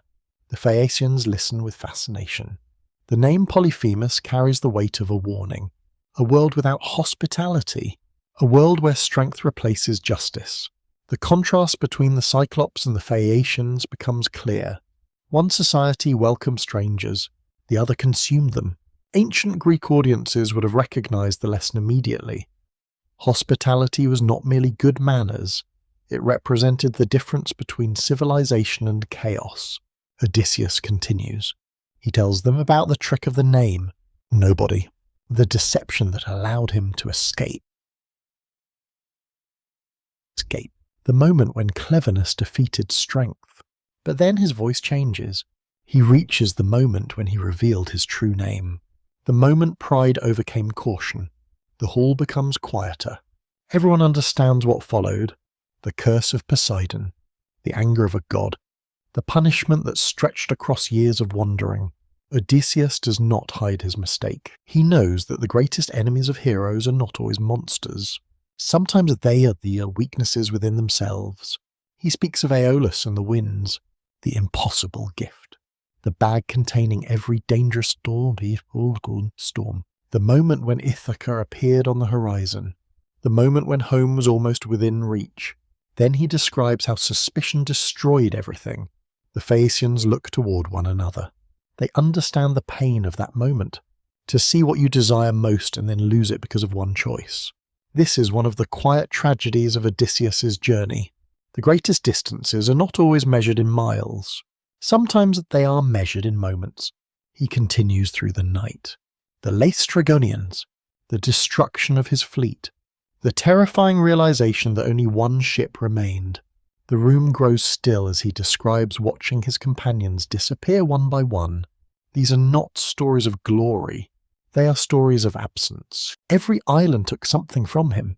Every storm removed another layer of the man he once was. Then comes Circe, the mysterious island, the transformation of his companions, the year spent among beauty and comfort. The Phaeacians are fascinated by Circe because she represents another kind of danger. Unlike Polyphemus, she does not attack through violence. She offers pleasure. She offers rest. She offers a world where suffering disappears. Yet Odysseus left, because he remembered home. The story moves toward the darkest chapter, the journey to the underworld. The palace grows completely silent. Even the flames seem quieter as Odysseus describes standing at the edge of the realm of the dead. He speaks of Tiresias, the prophecy, the warning, the voices of fallen heroes. When he describes seeing Achilles, the greatest warrior of Greece, the listeners feel the weight of the moment. A man who gained eternal fame discovered that fame was not worth the price of losing life. The lesson reaches beyond mythology. Every generation has asked the same question. What truly matters? Power, recognition, memory, or the simple experience of being alive? Odysseus continues. He speaks of the sirens, the irresistible voices, the decision to tie himself to the mast, the strange moment when a man had to protect himself from his own desire for knowledge. Then Scylla and Charybdis, the impossible choice, the loss of 6 companions, the pain of choosing a path where someone must suffer. Finally, he reaches the island of Thrinacia, the sacred cattle, the warning ignored, the final destruction. The Phaeacians listen as he describes the storm that destroyed his last ship and took away his remaining companions. When he finishes that part, there is silence. Everyone understands the loneliness of that moment. A man surrounded by memories but separated from every person who shared them. Only then does Odysseus speak of Calypso, the island beyond time, the offer of immortality, the choice to remain mortal. This surprises many listeners. Why would anyone refuse eternal life? But the answer is simple. Odysseus did not want endless existence. He wanted meaning. He wanted the imperfect world where Penelope waited. He wanted the island where his son had grown without him. He wanted the home that existed only because it was his. The night continues. The stars move across the sky. The final words of his journey approach. Odysseus tells them about the storm after leaving Calypso, the breaking raft, the endless waves, the moment when he reached their shores. The Phaeacians realize something extraordinary. The stranger they welcomed is the very man whose story they have been listening to. The hero has been among them all along. King Alcinous rises. He offers Odysseus gifts, gold, clothing, treasures worthy of a king. But the greatest gift is something far more valuable. A ship home. For 20 years, Odysseus has dreamed of Ithaca. Now finally the dream is becoming real. Yet as the celebration continues, one question remains hidden beneath the joy. What kind of world will he find when he returns? Will Ithaca still remember him? Will his family still recognize him? Will a king who spent 20 years becoming someone else still belong to the kingdom he left behind? The answer waits across the sea, and soon the stranger of the Phaeacian palace will disappear. In his place, Odysseus of Ithaca will return. The final night among the Phaeacians passes beneath a sky filled with countless stars. The palace slowly becomes quiet. The voices of the guests fade. The music stops. The sacred fires burn lower, leaving only a warm glow across the empty halls.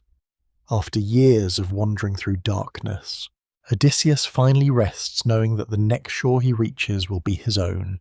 Ithaca. The name itself feels almost unreal. For 20 years, it has existed in his mind as a memory, a dream, a distant image preserved through suffering. He has imagined its mountains, its forests, its coastline, and the halls of his palace countless times. Yet memory can become dangerous when time changes everything. The Ithaca he remembers belongs to the past.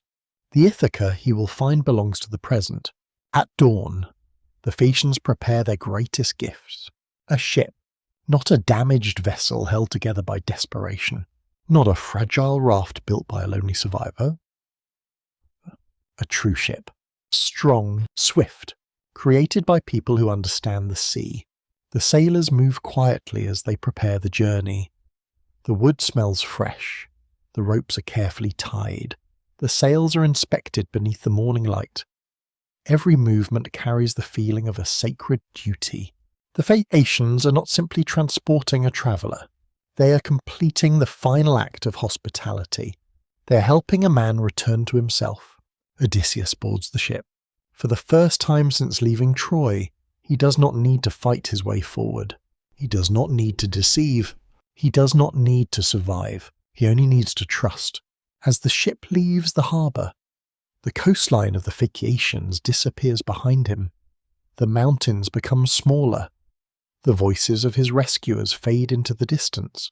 The sea opens before him, calm and shining beneath the sun. Then sleep comes, a deep, peaceful sleep. The kind of sleep that belongs to someone who has carried a burden for too long. The Phaeacians place him gently upon the shore of Ithaca while he sleeps. Beside him they leave the gifts he received, treasures that prove his journey was real. Then they return across the sea, leaving him alone once more. But this time he's not lost. He is home. When Odysseus awakens, he does not immediately recognize the land. Mist covers the coastline. The familiar hills appear strange. The paths he once knew seem unfamiliar. For a moment, confusion fills his mind. After so many years imagining home, reality feels almost like another foreign island. This moment reveals one of the most human aspects of the Odyssey.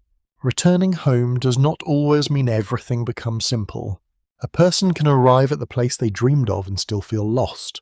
Ancient Greek audiences understood this deeply. The journey of life was not only about reaching destinations, it was about discovering whether the person who arrived was still the same person who began.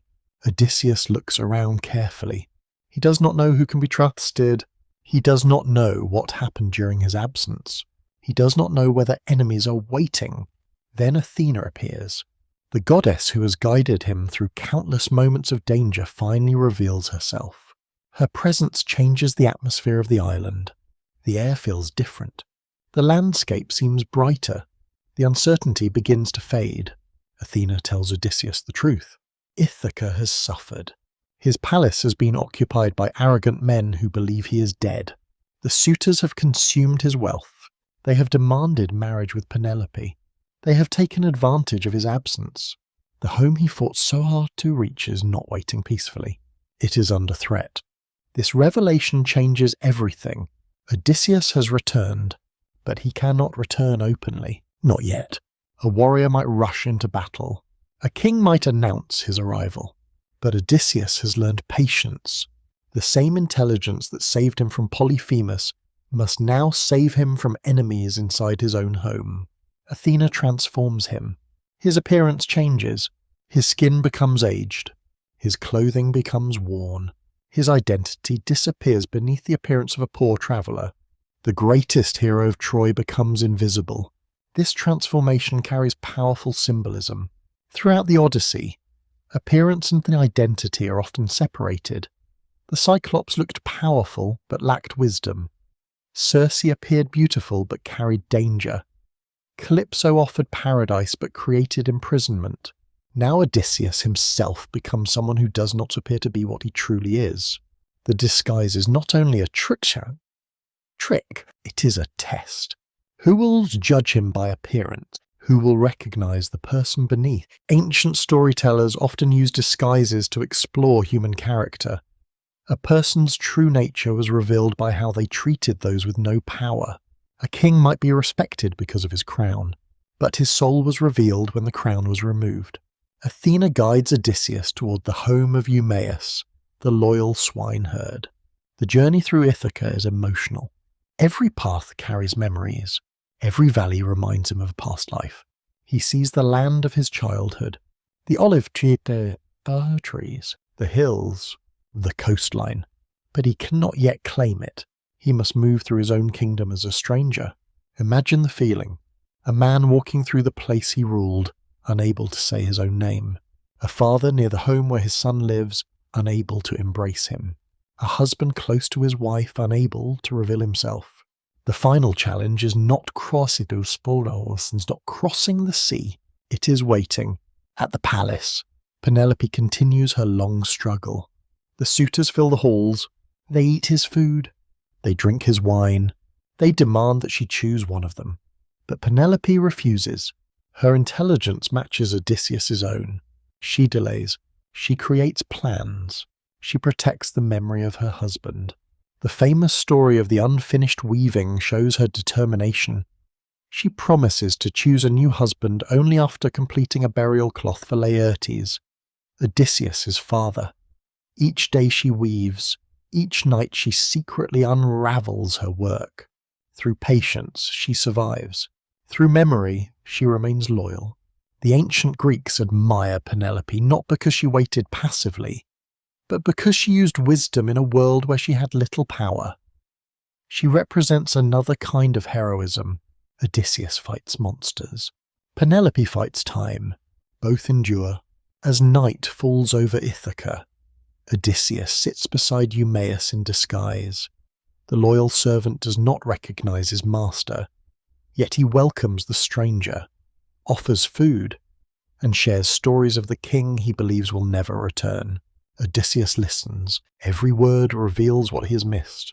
The palace, the family, the kingdom, the people who still remember him. A quiet emotion rises within him. He is finally home, but home is not yet restored. The next morning, another important figure will arrive. A young man who left childhood behind without his father. A son searching for the truth, Telemachus. And when father and son finally meet, 20 years of separation will begin to disappear. The night in Ithaca passes quietly, but beneath the peaceful darkness, something important is beginning to unfold. The stars shine above the island that Odysseus once believed he might never see again. The forests move gently in the night breeze. The waves touch the shore with the same rhythm they carried when he left many years before. Yet everything feels different. Because Odysseus is different. The man who stands beneath the trees is not the same young king who sailed toward Troy. The years have taken away his companions, his certainty, and his pride.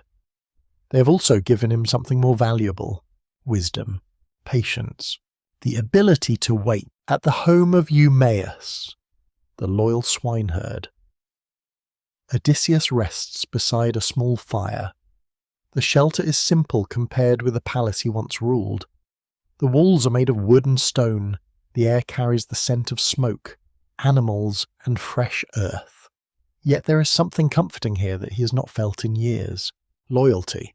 Eumaeus does not know the stranger sitting before him is his king. He does not know that the tired traveller listening to his stories is the very man he has mourned for 2 decades. But he welcomed him anyway. He offers food. He offers shelter. He speaks with kindness. And this reveals something deeply important. The kingdom of Ithaca has not completely fallen. The palace may be filled with greed, but goodness still survives among ordinary people. Ancient Greek audiences placed great importance on loyalty because kingdoms were not held together only by armies or wealth. They were held together by relationships. A ruler's true legacy was not simply the battles he won, but the bonds he created. Eumaeus represents the quiet strength of those who remain faithful even when there is no reward. As the fire burns beneath the dark sky, Odysseus listens while the old servant speaks of the past. He speaks of the king who left for Troy. He speaks of the uncertainty that followed. He speaks of rumours that Odysseus died somewhere beyond the sea. Every word carries both pain and hope. The disguised king remains silent. Inside, emotions rise. He wants to reveal himself. He wants to say his name.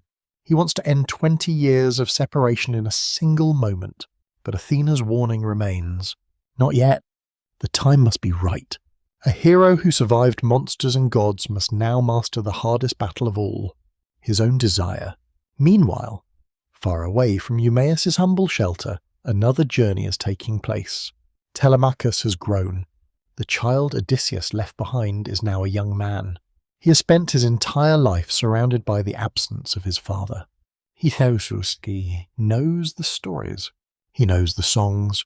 He knows that Odysseus was once considered one of the greatest heroes of Greece. But a story is not the same as a father. A name is not the same as a presence. For years, Telemachus has lived in the shadow of uncertainty. The suitors mock him. They consume his household. They question his authority. They treat him as a child because they believe the true king will never return. But Telemachus has changed. With Athena's guidance, he has searched for news of his father among the kingdoms of Greece. He has spoken with those who knew Odysseus. He has travelled beyond Ithaca and returned with greater confidence. The journey has transformed him too. The son has followed a path similar to the father. Both had to leave safety behind. Both had to discover their own identity. Both had to face a world that did not recognise their importance. When Telemachus finally returns to Ithaca, Athena guides him toward Eumaeus' shelter. The moment approaches, a father and son separated by 20 years, two people connected by blood but separated by time. Odysseus watches him enter. At first he says nothing. He sees the child he left behind, but he also sees the man who stands before him. The emotions are almost impossible to contain. Athena removes the disguise. The old beggar disappears. The king returns. Telemachus looks upon his father. For a moment, neither speaks. The stories say that recognition comes slowly, not because they do not want to believe, but because the heart struggles to accept what it has long considered impossible. The father who was lost has returned. The son who waited has finally found him. The reunion is quiet, not a celebration, not a dramatic announcement. Just two people standing together after years of separation. This is one of the most powerful moments in the Odyssey, because it reveals that the greatest treasure Odysseus seeks is not his throne. It is connection. The palace, the kingdom, the wealth. All of these can be restored, but time with loved ones cannot be recovered. The two speak privately. Odysseus explains everything. The storms, the islands, the monsters, the years of wandering. Telemachus listens as the impossible becomes real. His father is not a legend from old songs. He is a living man who has suffered and survived. Together, they begin creating a plan. The suitors must be removed. But they cannot rush. They are too many. They are powerful.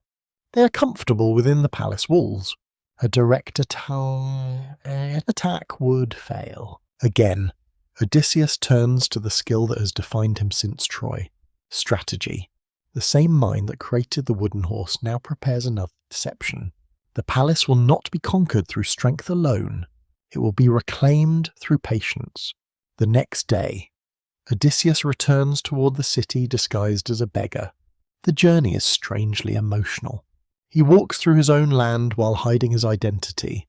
He sees the fields he once ruled.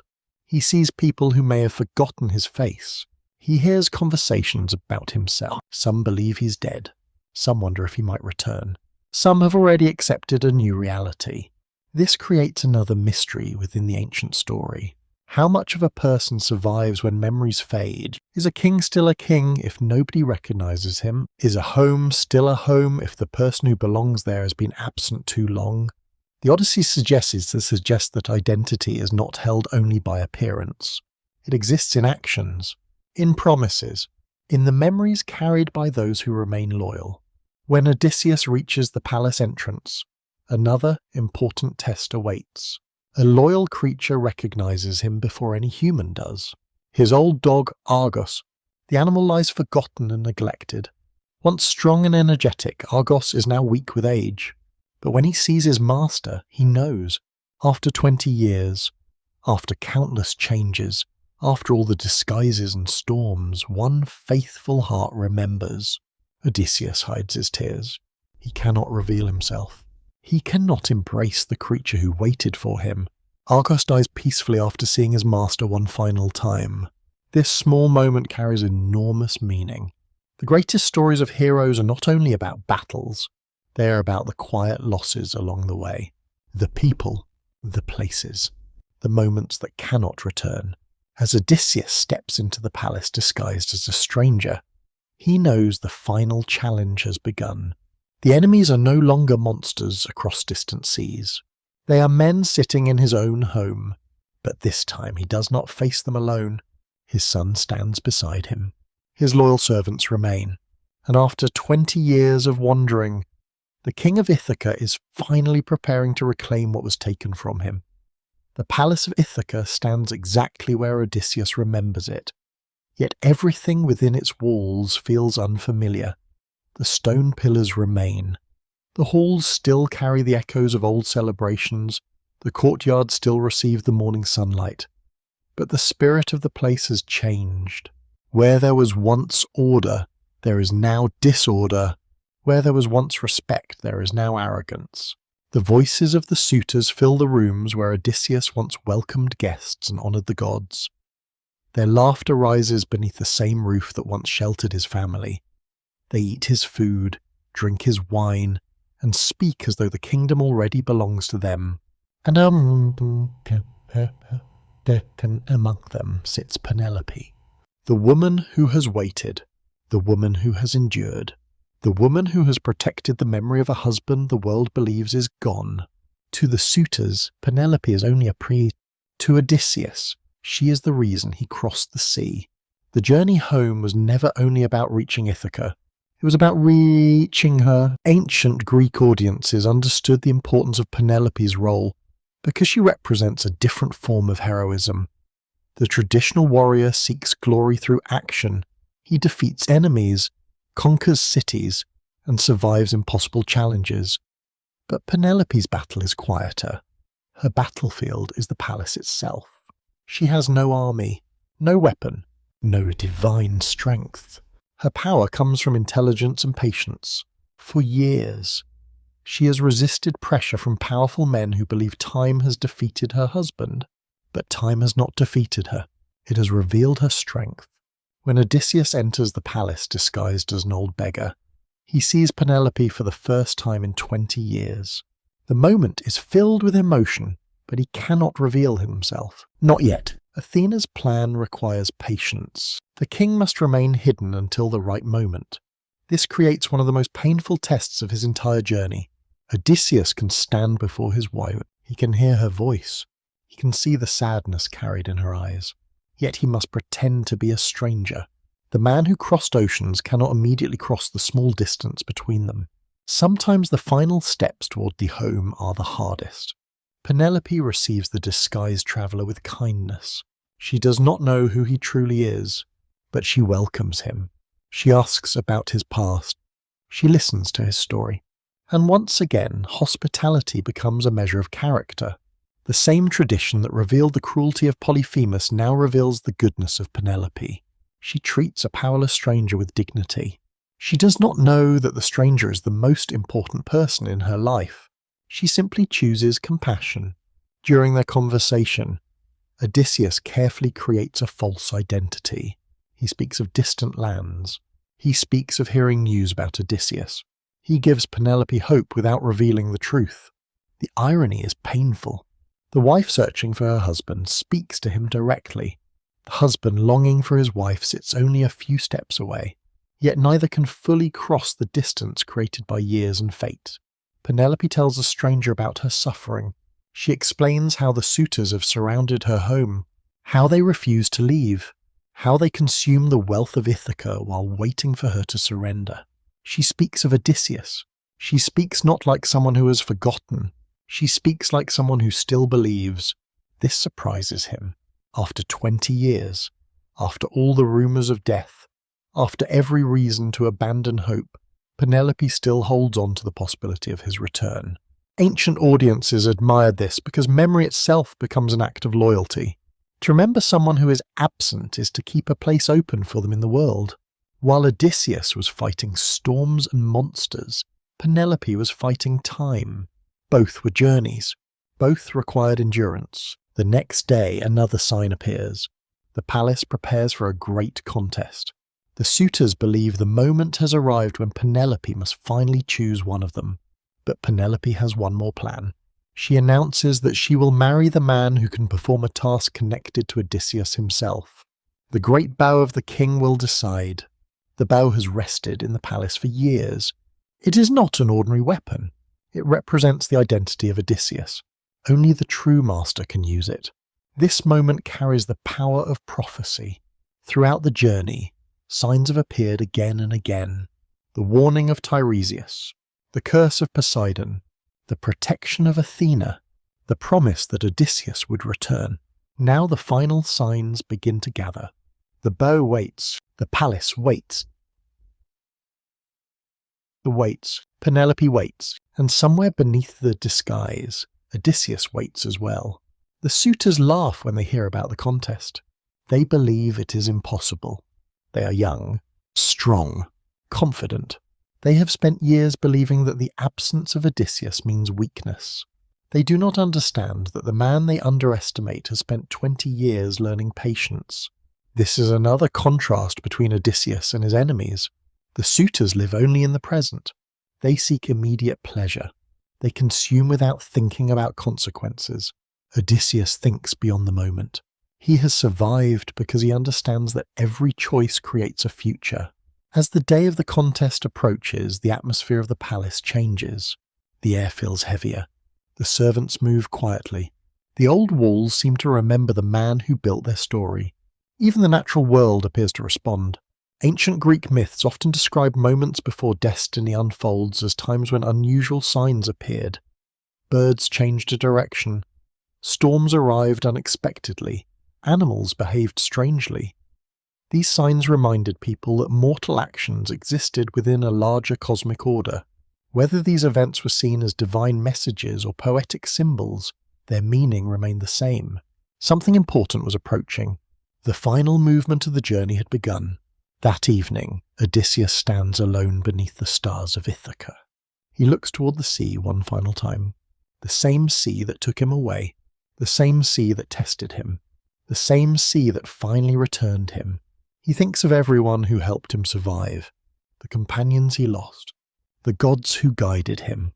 The strangers who offered kindness. The family who waited. He has reached home, but now he must reclaim it. Not with an army. Not with a fleet,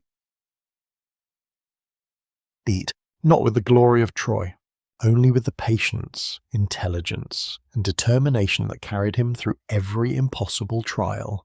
Tomorrow, the bow will be lifted. Tomorrow, Ithaca will discover whether its lost king has truly returned. The morning arrives over Ithaca beneath a sky that feels unusually still. The palace awakens slowly.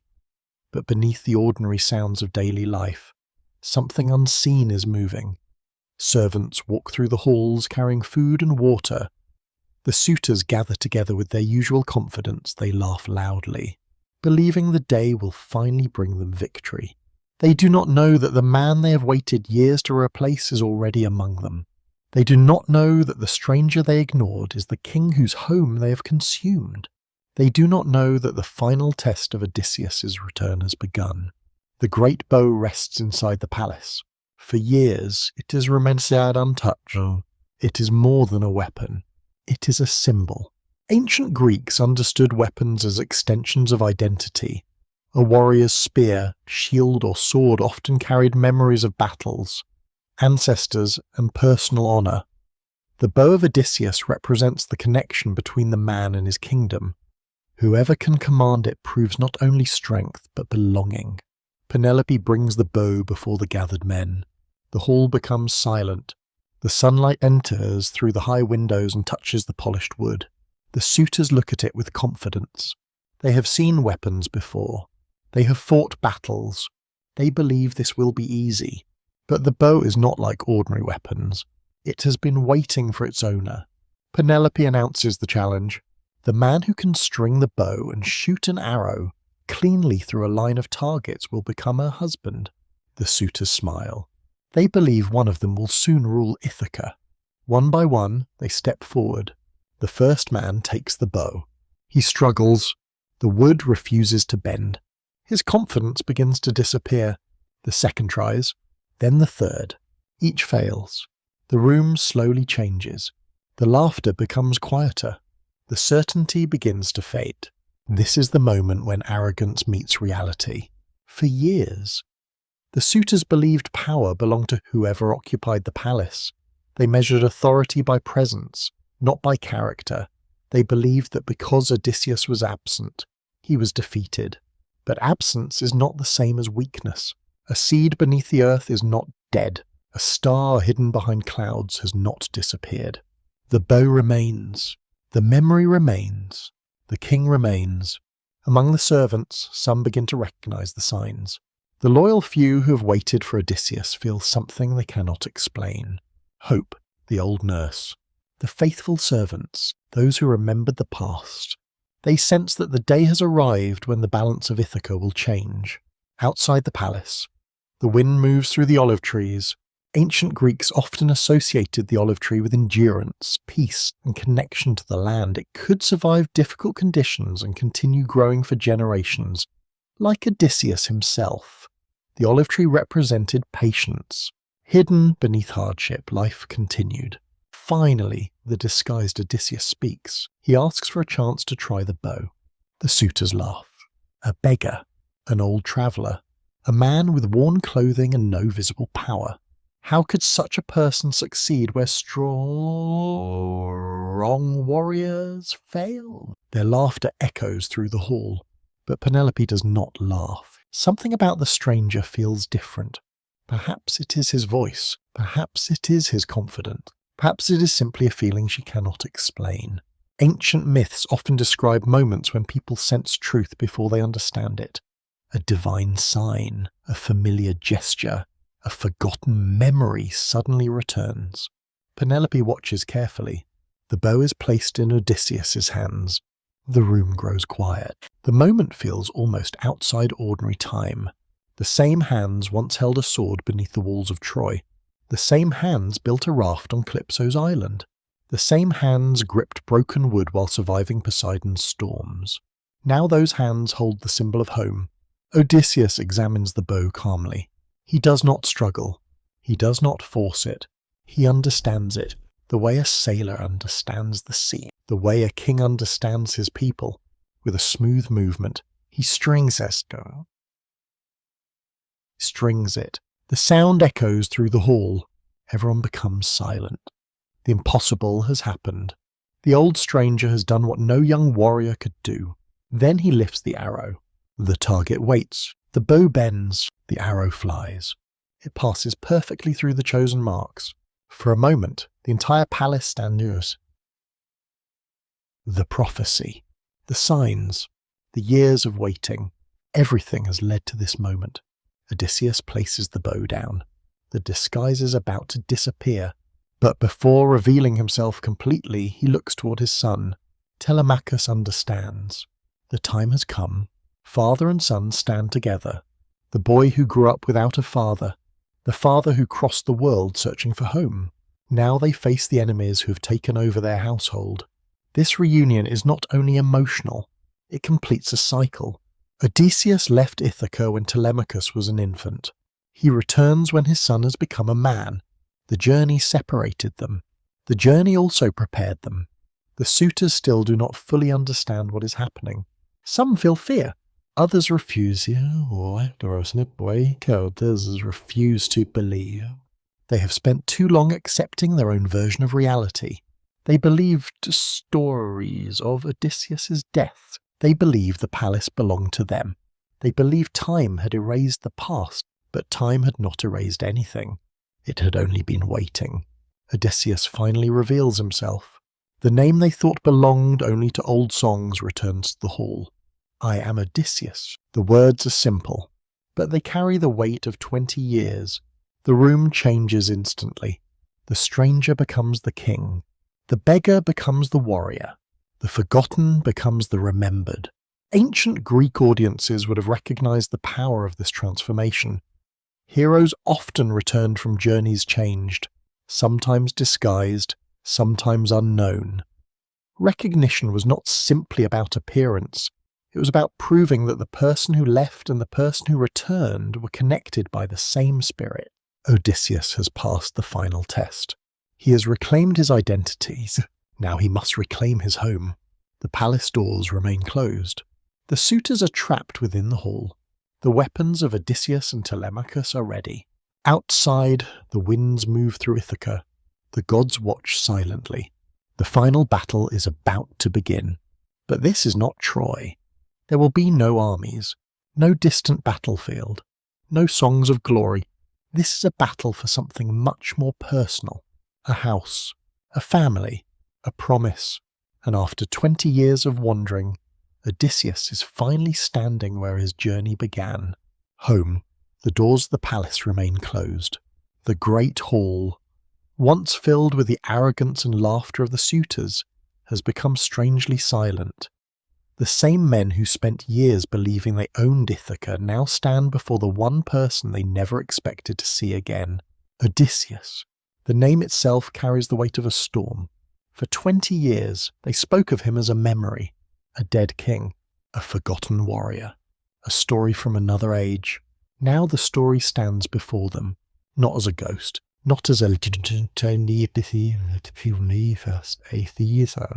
as a man. The atmosphere inside the hall changes completely. The golden cups remain on the tables. The food still sits unfinished.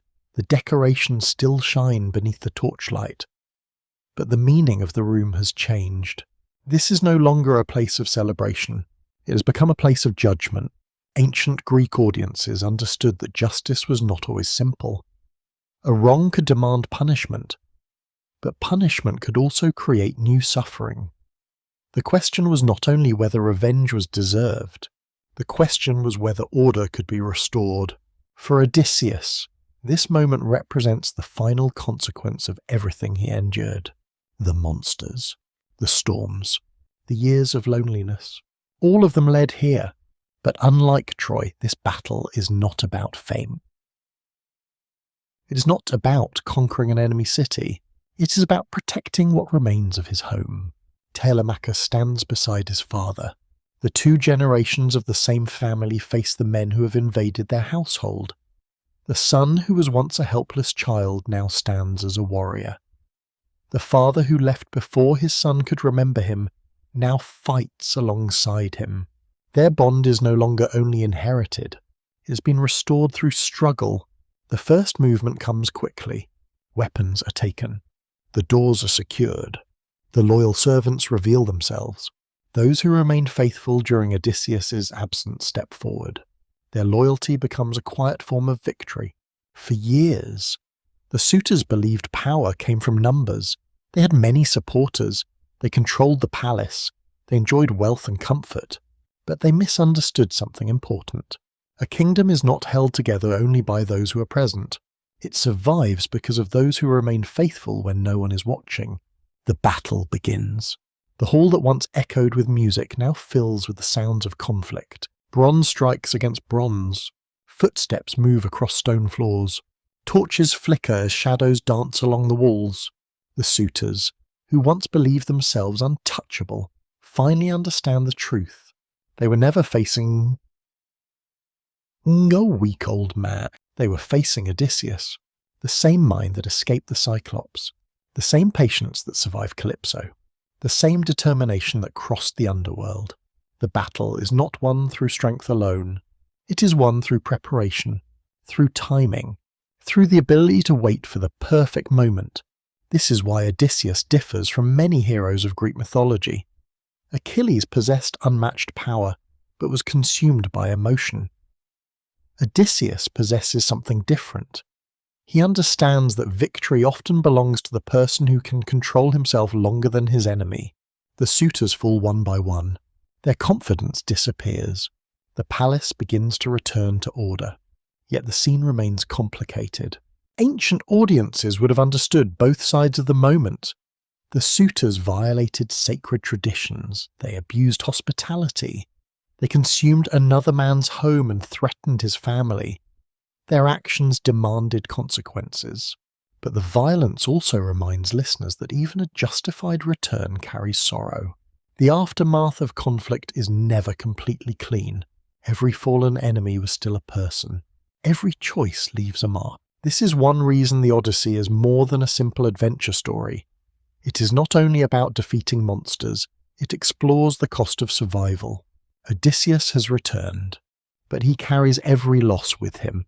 The companions who died at sea, the warriors who never returned from Troy, the years stolen from his family, the memories that cannot be recovered. When the final suitor falls, silence returns to the hall. The torches continue burning. The smoke rises toward the ceiling. The great palace stands again beneath the Ithacan sky. But the work is not finished. A kingdom is not restored simply because enemies are defeated. Trust must return.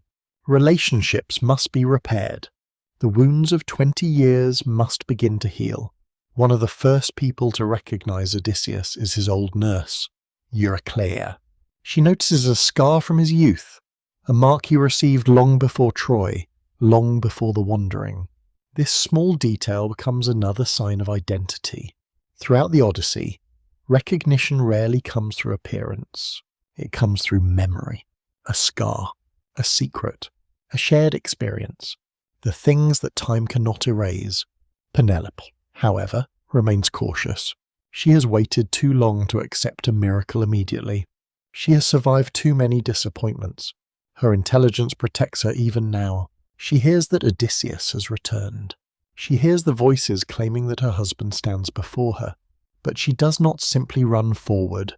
She tests the truth. This is not a lack of love. It is proof of understanding. After 20 years, a wise person does not abandon caution. Even the greatest joy must be approached carefully when it arrives after such a long absence. Odysseus understands this. In fact, he admires. Is it? Because Penelope is not simply waiting for a husband. She is protecting the meaning of their relationship. Their union must be real, not based on emotion alone, not based on a stranger's words, but on something deeper, a memory only they share, a secret that cannot be hid, a bond created before the journey began. As night falls over Ithaca, the palace becomes quiet again. The storm has passed. The invaders are gone. The king has returned. But somewhere beyond the mountains and across the sea, the world still remembers the violence that occurred inside these walls. The families of the fallen suitors will not easily accept what happened. Peace is not guaranteed. The gods have watched everything. Athena knows that one final decision remains.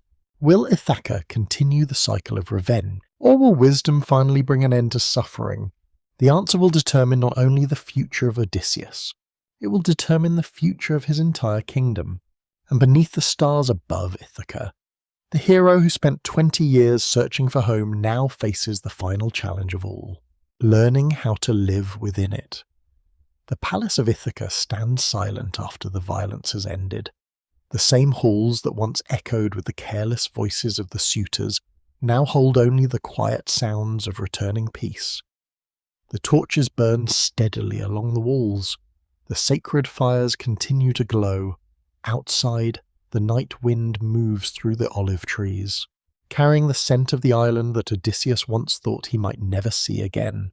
The king has returned, but returning is not the same as being restored. For 20 years, Odysseus dreamed of this moment.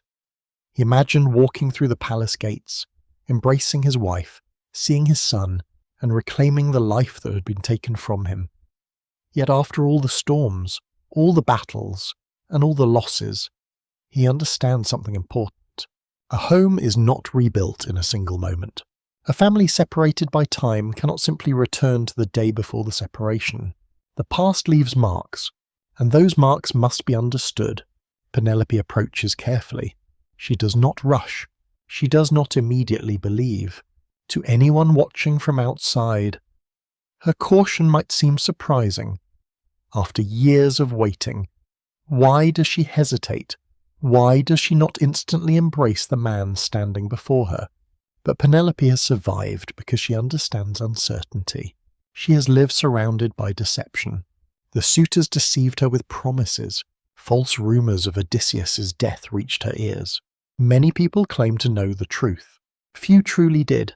So when a stranger claims to be her husband, even if the story seems impossible, she must test it. This is not a moment of doubt. It is a moment of wisdom. Ancient Greek audiences admired Penelope because her intelligence mirrors Odysseus's own. Their relationship is not built only on affection, it is built on understanding. Both are thinkers, both survive through patience, both know that appearances can deceive. Odysseus does not become angry. He understands. The same man who disguised himself before enemies accepts that his own wife deserves certainty. Penelope gives a quiet command. She tells the servants to move the marriage bed. The order seems ordinary, but Odysseus reacts immediately. The bed cannot be moved. He knows why. Years earlier, he built it himself around the trunk of a living olive tree. One of the bedposts is connected to the tree's roots. The bed is not merely furniture. It is a secret, a memory, a symbol of their bond. No stranger could know this. The moment arrives. Penelope spände understated. The man before her is truly Odysseus. The recognition is not based on appearance. The years have changed his face. The storms have aged him. The suffering has transformed him. But the deepest parts of a person remain. A shared memory, a hidden promise. A story only two people know. The reunion between Odysseus and Penelope is one of the quietest and most powerful moments in ancient mythology because it does not depend on grand speeches or dramatic displays. It is built on something much simpler: recognition. After 20 years of separation, two people discover that the bond between them survived distance, time, and uncertainty. The palace that once felt empty finally becomes a home again. Yet beyond the walls of Ithaca, another danger approaches. The families of the fallen suitors seek revenge. Their anger grows. They have lost sons and relatives. They demand justice for their own suffering. And once again, the cycle that has followed humanity throughout history begins to form. One act of violence creates another. One loss demands another. The ancient Greeks understood this cycle deeply. Many myths are built around the danger of endless revenge. A wrong is answered by punishment. Punishment creates another wrong. Without wisdom, conflict can continue forever. Odysseus has spent years learning this lesson. He has seen what endless anger creates. He saw Troy destroyed. He saw warriors lose their lives for pride. He saw his own choices bring suffering. Now, as king, he faces a different kind of challenge. Not defeating enemies, ending the conflict. The families of the suitors gather with weapons. The island prepares for another battle. But before blood can be spilled again, Athena intervenes. The goddess who guided Odysseus from the beginning understands that the journey must have an ending. A hero cannot return home only to create another war. The gods separate the opposing sides. The anger begins to fade. Peace becomes possible. Some ancient interpretations suggest this final intervention represents the importance of order over revenge. The world of heroes was often filled with conflict, but civilization required something greater than personal vengeance. It required balance. It required forgiveness. It required the ability to stop.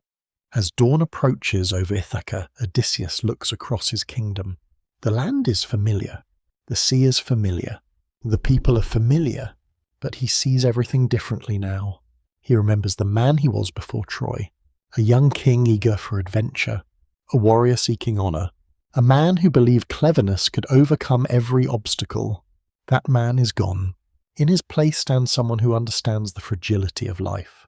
He knows that victory is temporary. Power disappears. Fame fades. Even heroes become stories. What remains are the connections people create, the promises they keep, the memories they leave behind. This is why Odysseus' journey has endured for thousands of years. It's not simply a story about a man crossing the sea. It is a story about the human desire to return. Return to family. Return to identity. Return to the place where one belongs. Throughout history, people have recognized themselves in Odysseus, the traveler searching for home, the person separated from loved ones, the individual changed by experiences that cannot be forgotten. The journey of Odysseus reflects a truth that remains familiar even today. Sometimes the greatest distance is not measured between two places. It is measured between who we were and who we become. As the sun rises above Ithaca, the island begins another day. The fields continue growing. The fishermen return to the shore. The markets open. The ordinary rhythm of life returns. The extraordinary journey has finally ended. But the story does not disappear. Songs will carry it forward. Poets will repeat it. Generations will listen beneath their own evening skies. They will remember the warrior who survived monsters, the king who crossed impossible seas, the husband who refused immortality, the man who learned that the greatest treasure was never gold, glory or victory. It was home, and soon, as the final chapter approaches, the story of Odysseus will become quieter. The storms will fade. The battles will become distant memories. Only the meaning of the journey will remain. A reminder beneath the stars that every soul, no matter how far it travels, continues searching for a place to belong. The morning sun rises slowly over Ithaca, touching the hills and valleys that Odysseus once feared he would never see again. The island awakens beneath a peaceful sky. Birds move through the olive trees. Fishermen guide their boats toward calm waters. Smoke rises gently from village fires. The sounds are ordinary, almost quiet, but after everything Odysseus has endured, these simple moments feel more precious than any treasure taken from Troy. The great journey is finally over, but the meaning of the journey has only begun. For 20 years, Odysseus believed he was travelling toward a place, Ithaca, a small island in the vast sea, a kingdom surrounded by waves, a home waiting at the end of a long road. Yet when he finally returns, he discovers something deeper. Home is not only a place, home is memory. Home is the people who remember you. Home is the promises that survive when everything else disappears. Standing again upon his own land, Odysseus is surrounded by reminders of the person he once was. The mountains are the same. The coastline is the same. The olive trees still grow beneath the same sun. But he is different. The young king who sailed towards Troy believed that cleverness could overcome every challenge. He trusted his mind above all the things. He believed every problem had a solution waiting to be discovered. The sea taught him otherwise. The Cyclops taught him that intelligence without humility can create danger. The Lotus Eaters taught him that comfort without purpose can become another form of captivity. Circe taught him that temptation does not always arrive wearing a frightening face. The underworld taught him that even the greatest heroes cannot escape mortality. The Sirens taught him that knowledge itself can become dangerous when desire controls the heart. Calypso taught him that even paradise can feel empty without those we love. Every island, every storm, every loss, every moment of uncertainty. They were not only obstacles, they were lessons. Ancient Greek audiences understood the Odyssey as more than an adventure across distant seas. It was a reflection of human existence itself. Every person experiences storms they cannot control. Every person faces choices between comfort and purpose, pride and humility, Memory and forgetting. The monsters of the story were not only creatures living on strange islands, they also represented struggles within the human soul. The Greeks believed stories carried wisdom across generations. Before books became common, poems and songs preserved the values of communities. The Odyssey survived because people saw themselves within it. They saw the traveller, the survivor, the person waiting, the person searching, the person hoping to return. And perhaps that is why the story still feels alive after thousands of years. Because the deepest journey of Odysseus is not across the sea. It is within himself. In the quiet days after his return, Odysseus begins rebuilding his kingdom. The work is not dramatic like the battles of Troy. There are no armies marching beneath banners, no songs of warriors charging into battle. Instead, there are smaller moments, conversations, forgiveness, rebuilding trust, learning how to live again. This is another important truth hidden within the myth. Returning is only the beginning. After a long absence, a person must reconnect with the world they left behind. The people who waited have changed. The person who returns has changed. The future must be created by both. Penelope and Odysseus understand this better than anyone. Their reunion is not simply the end of a romance. It is the restoration of a partnership that survived impossible circumstances. They were separated by war, distance, and time, yet the bond remained. Not because they ignored suffering, because they endured it. Their story became a symbol of loyalty and patience throughout Greek tradition. Even today, the name Penelope is connected with faithfulness. The name Odysseus is connected with endurance. Together, they represent something ancient people deeply valued, the belief that some connections are stronger than distance itself. As years pass, the songs of Odysseus spread beyond Ithaca. Poets remember the hero who crossed unknown waters. Travellers tell stories of the islands he encountered. Generations listen beside evening fires as the tale moves from one voice to another. Historians continue to study the origins of the story. Some researchers believe the Odyssey may preserve memories of ancient Mediterranean voyages and cultures from the Bronze Age. Others see it primarily as a masterpiece of imagination, a symbolic journey created by poets who understood the deepest fears and hopes of humanity. The exact boundary between history and myth remains uncertain. Perhaps that is part of the reason the story endures. It exists between worlds, between memory and invention, between mortal experience and divine mystery. Like Odysseus himself, he was a man, but he became a legend. He was a king, but he became a symbol. He was lost at sea, but he became a guide for everyone who has ever searched for home. Tonight, beneath a quiet sky, you can imagine Ithaca as it was long ago. The waves moving against the shore, the olive branches swaying in the wind, the distant glow of lamps inside peaceful homes. Somewhere within the palace, Odysseus rests after a lifetime of wandering. The storms are behind him. The voices of monsters have faded. The anger of gods has grown quiet. What remains is the gentle rhythm of ordinary life. And perhaps that is the greatest reward he could receive. Not immortality, not eternal glory, not a place among the gods, only the simple gift he desired from the beginning. A place to belong, a place where his name is known, a place where someone waits for him, a place called home. So as this ancient journey slowly comes to an end, remember the lesson carried across the wine-dark sea. The longest journeys are not always measured by distance. Some journeys are measured by what they take from us, and by what they teach us. Odysseus lost ships. He lost friends. He lost years that could never return. But he discovered patience. He discovered humility. He discovered that even after the darkest storms, the possibility of returning remains. The stars above Ithaca continue shining just as they did when he first sailed away. The same moon watches over the sea. The same waves continue their endless movement. Time passes. Empires rise and fall. Cities disappear. But stories remain. And somewhere, across thousands of years, the voice of Odysseus still travels. A reminder that every human heart carries its own Ithaca. A place remembered, a place hoped for.